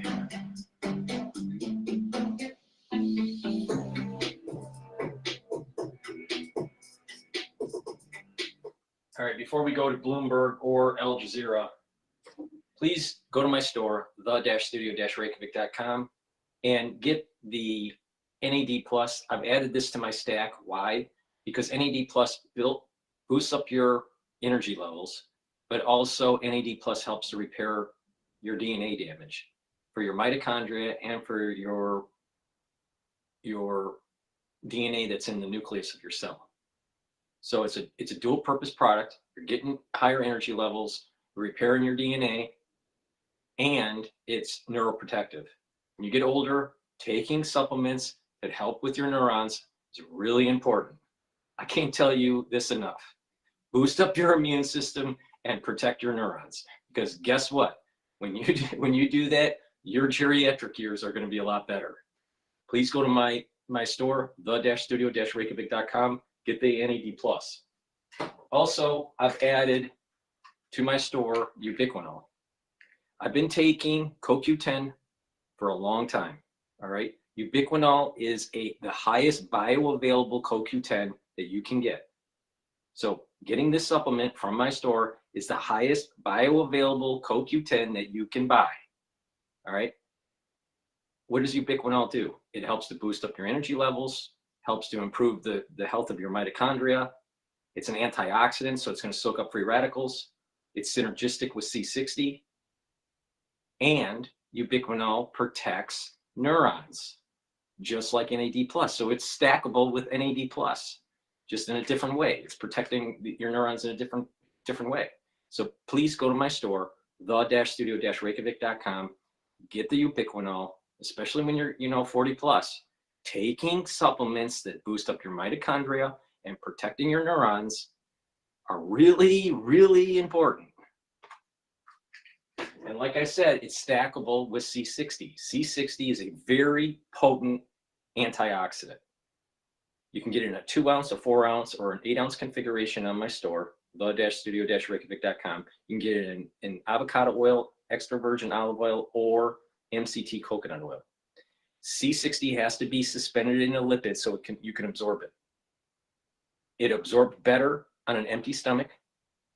And if you work out, take it before your workout to soak up the free radicals. You'll recover quicker. You'll notice that your recovery time is quicker. All right, so take it every day. Take a teaspoon a day.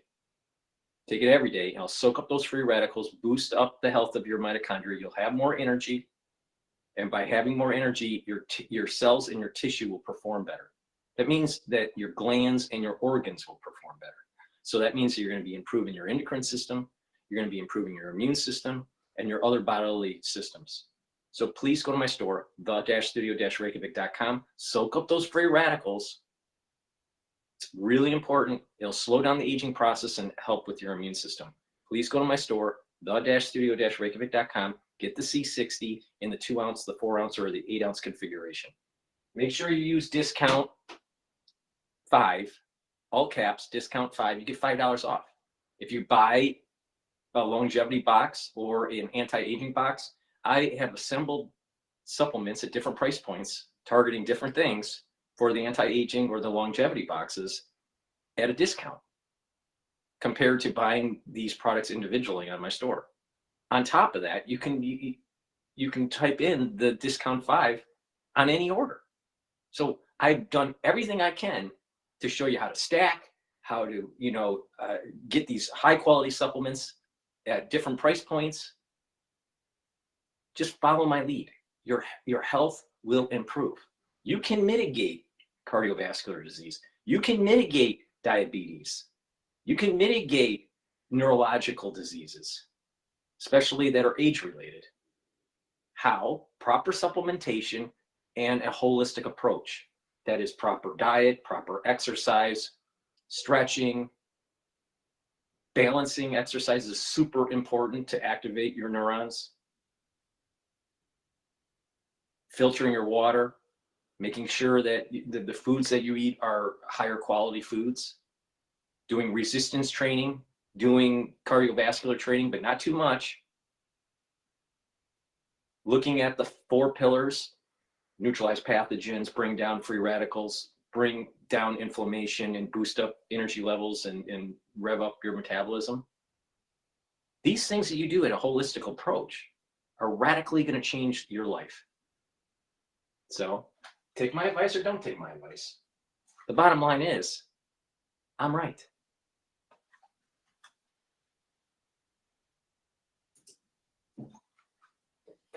In the U.S., in free market economies, demand actually sets the price, demand and production. OPEC's a little different in that they're a cartel and they can snap their fingers and set the price, or they can set the production number.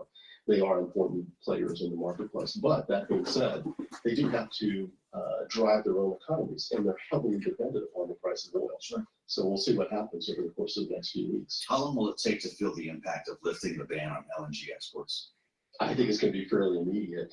I would imagine the U.S. Department of Energy will probably start approving some of the pending applications for export authorization very, very quickly. And I know that there are several projects that were somewhat halted by this pause, and I think you'll see them speed up construction really quickly. So my expectation would be within the next year or two, you'll start to see again this rise in the exports of LNG. Can you see building of pipelines in that time? Yes, and that's what's really the critical factor here. It's getting the product to market. As we just talked about, we know how to produce oil here in the United States. We know how to produce gas. We can make electrons to drive data centers and everything else. Our challenge in this country has been getting that product to the actual market, putting the electricity to the load through transmission and distribution, and getting those gas molecules to the open ocean, building pipelines. Well, so when we consider this kind of wider energy picture, obviously we all had a bit of a reset perhaps, or there was a reset in the markets on Monday because of DeepSeek about what kind of energy capacity may actually be needed to fuel artificial intelligence, whether or not it's less than expected. Have you retooled your thinking around that, Apparel? Are you expecting that there still is going to be an incredibly pointed increase in demand due to all of these data centers and the facilitation of this technology? Yeah, the demand's coming. With or without AI, we are With or short. without DeepSeek? Yeah, with or without DeepSeek and with or without AI, we are short on electrons here in the United States. We are for sure. Our energy grid has many problems. One is we don't have enough stations, enough energy pumping into the grid. We need to harden the grid, and we need to be able to have distribution centers on the coasts to be able to export our energy, especially LNG. All right. We have a lot of energy. And when we use and we produce, that means that the prices are going to go down. And if we export it out, we're going to have a surplus of funds coming in to be able to fund our deficit and pay down the debt. And when we do that, if we do it properly, we're actually going to have less interest payments over time.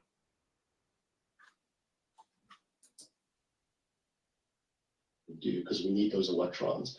But in the long run, it's going to be newer technologies, small modular, advanced reactors, perhaps even fusion energy at some point in our lifetimes. Well, and as we consider this whole equation, it's all going to be inherited by Chris Wright, presumably, who's passed some hurdles in the Senate. He could be confirmed to be the new Secretary of Energy, your old job, within the day or the days to come. What would your advice be to him on navigating the environment we are currently in? Obviously, he's very familiar with the energy industry. He's very familiar. This is not going to be new to him. And that's why I think he's such an incredible choice to be the next Secretary, 17th U.S. Secretary of Energy. Chris has got a great background, graduated from MIT. He knows a lot about nuclear power. He served on the board with Sam Altman at Oklo, which is a small modular reactor or an advanced reactor company based out west. He's also got an incredible history in the oil and gas industry, as well as, and not many people know this, in the wind industry. So he knows a lot about energy production, and I'm excited about his leadership of that department. It's a fantastic place. Dan Bria just dropped fusion on us. Is it in our lifetimes? Is that when in our lifetimes? I hope so. Are you being serious, or this is blue sky time? It's a little bit of blue sky, but I do hope it happens. I mean, just think about the possibilities. Think about the impact of that. You know, we just talked about several forms of energy: oil, natural gas, wind production. If we can bring the sun to Earth, that's what fusion energy is. Yeah. We make all of that obsolete. Imagine. All of it obsolete. Can we get that done in the next 4 years? I'll try. We appreciate you joining us here in our GC studio. Dan Bria, the former U.S. Secretary of Energy during the first Trump administration, now President and CEO of the Edison Electric Institute. Appreciate you being here on Bloomberg TV and radio, especially as we consider the potential ramifications of the news we are dealing with today as we await confirmation or maybe some paperwork from President Trump around 25% tariffs on Canada and Mexico. Yeah, and we'll keep tabs on what's happening at the White House. He's going to be sitting down with Jensen Huang about 2:30 Eastern time. We'll see if any of that is public. We're told it's a private meeting, according to the press secretary. I still feel like there's got to be a camera around there somewhere for this important confab, and whether that might include a conversation about export controls. Whatever we learn, we'll have it for you coming up at 5 p.m. Eastern here on Balance of Power. Yep, that'll be the late edition. In the meantime, Bloomberg Business. Please go to my store, the-studio-reykjavik.com, and get the Boomer Boost. Boomer Boost is a great supplement. It's a superfood, basically. You can take it for your breakfast or for your lunch. It's a great way to lose weight, but it has 68 nutrients. It has a gigantic, profile of the nutrients here. Just go to my store, look at the label. It's pretty comprehensive, all right? Take it every day. There's a scooper. Take 1 scooper a day, mix it with soft foods like hummus or yogurt. Some people mix it with cereal or a smoothie. You can mix it with milk, or you can, do just filtered water or a combo of all these. But take it for breakfast or lunch, and what you'll notice is that your energy levels will really go up after about 2 days. You'll notice this, and and you're fueling your body with some really good nutrients here. All right, and again, I've added that this is my 4th pillar to the core of health for supplementation. So the Boomer Boost is the main pillar to boost up that metabolism and those energy levels. All right, you'll be able to lose weight if you do this. All right, and you're going to have higher energy levels, and you're going to feel healthier. And then with higher energy levels, then you should start doing a little bit of resistance training, a little bit of cardio, and you're really going to supercharge your body. You're going to get those endorphins being produced. You're going to be boosting up your ATP. A lot of systems are going to start coming online for your body that are very positive. Boomer Boost also helps with brain function and brain health, helps with your muscles, and helps with your cardiovascular system, boosts up your energy levels and your metabolism. So it's a win-win for you by taking this. Now, it works even better if you couple it with barley. Now, there's 2 types of barley that I have. I have the Gladiator barley, which is really focused on gaining strength. All right. So this is great for athletes or people that are older that, want to, stay healthy and build up muscle mass and strength. Really important. you know, as an anti-aging protocol, really important. So this really helps with building up strength. It works really well with coupling it with the Boomer Boost. You can take it separately. It's a powder. It's a high density protein. It has just a, you know, you take a few small scoops per day, mix it with the Boomer Boost or separately in soft foods or filtered water or a smoothie, whatever. And take it every day. All right. Again, this is high density protein. So you can lose weight by using this as a meal. Now, the way you want to do that is just like a soft food, like a yogurt or hummus or something is probably the best way to do it. And then mix it with the Boomer Boost. And then some people also mix it with the collagen and the lignins and all this, with all the powders and the probiotic.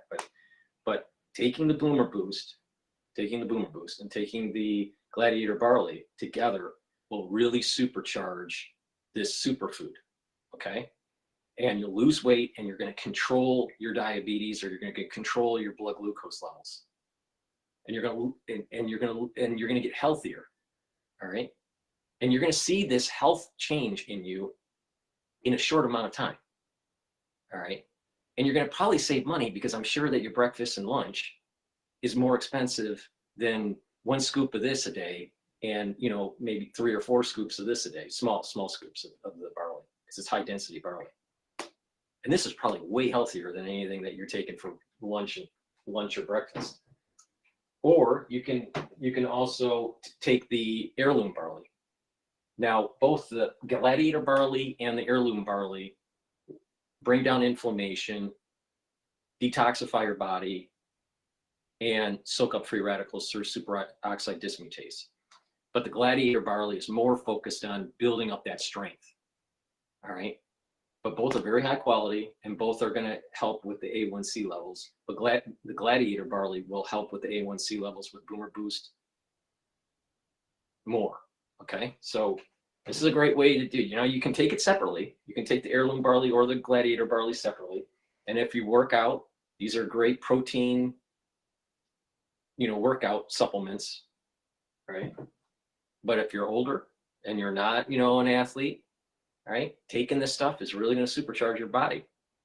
So please go to my store, the-studio-reykjavik.com. Get the Boomer Boost, the Gladiator barley, or the heirloom barley. You can buy them separately, or you can buy the Longevity Boost box. And that Longevity Boost box is designed to be cheaper. If you buy it, it's you get the Boomer Boost and your choice of Gladiator barley or the heirloom barley. All right. And by having it at a lower price point, you're getting 2 great supplements, the Boomer Boost and the barley. You're getting it at a discount, and you can apply the discount 5 on top of that. So I've done everything I can to tell you how to stack this stuff, how to reduce diabetes, how to reduce cardiovascular disease, how to improve your brain health, how to get healthy, how to improve your immune system. If you listen to all of the items that I talked about and pick and choose and stack, you're going to radically change your health. Please go to my store, the-studio-reykjavik.com. I've been broadcasting for, it looks like 4 hours and 30 minutes, 39 minutes or so. So please go to my store, the-studio-reykjavik.com. Again, the ones that are on X Spaces, thank you for listening. For the ones that are viewing in real time on my website, on Rumble, or on YouTube, thank you for watching. I appreciate it. Don't be afraid to do a call-in, you know, in the next show to ask questions.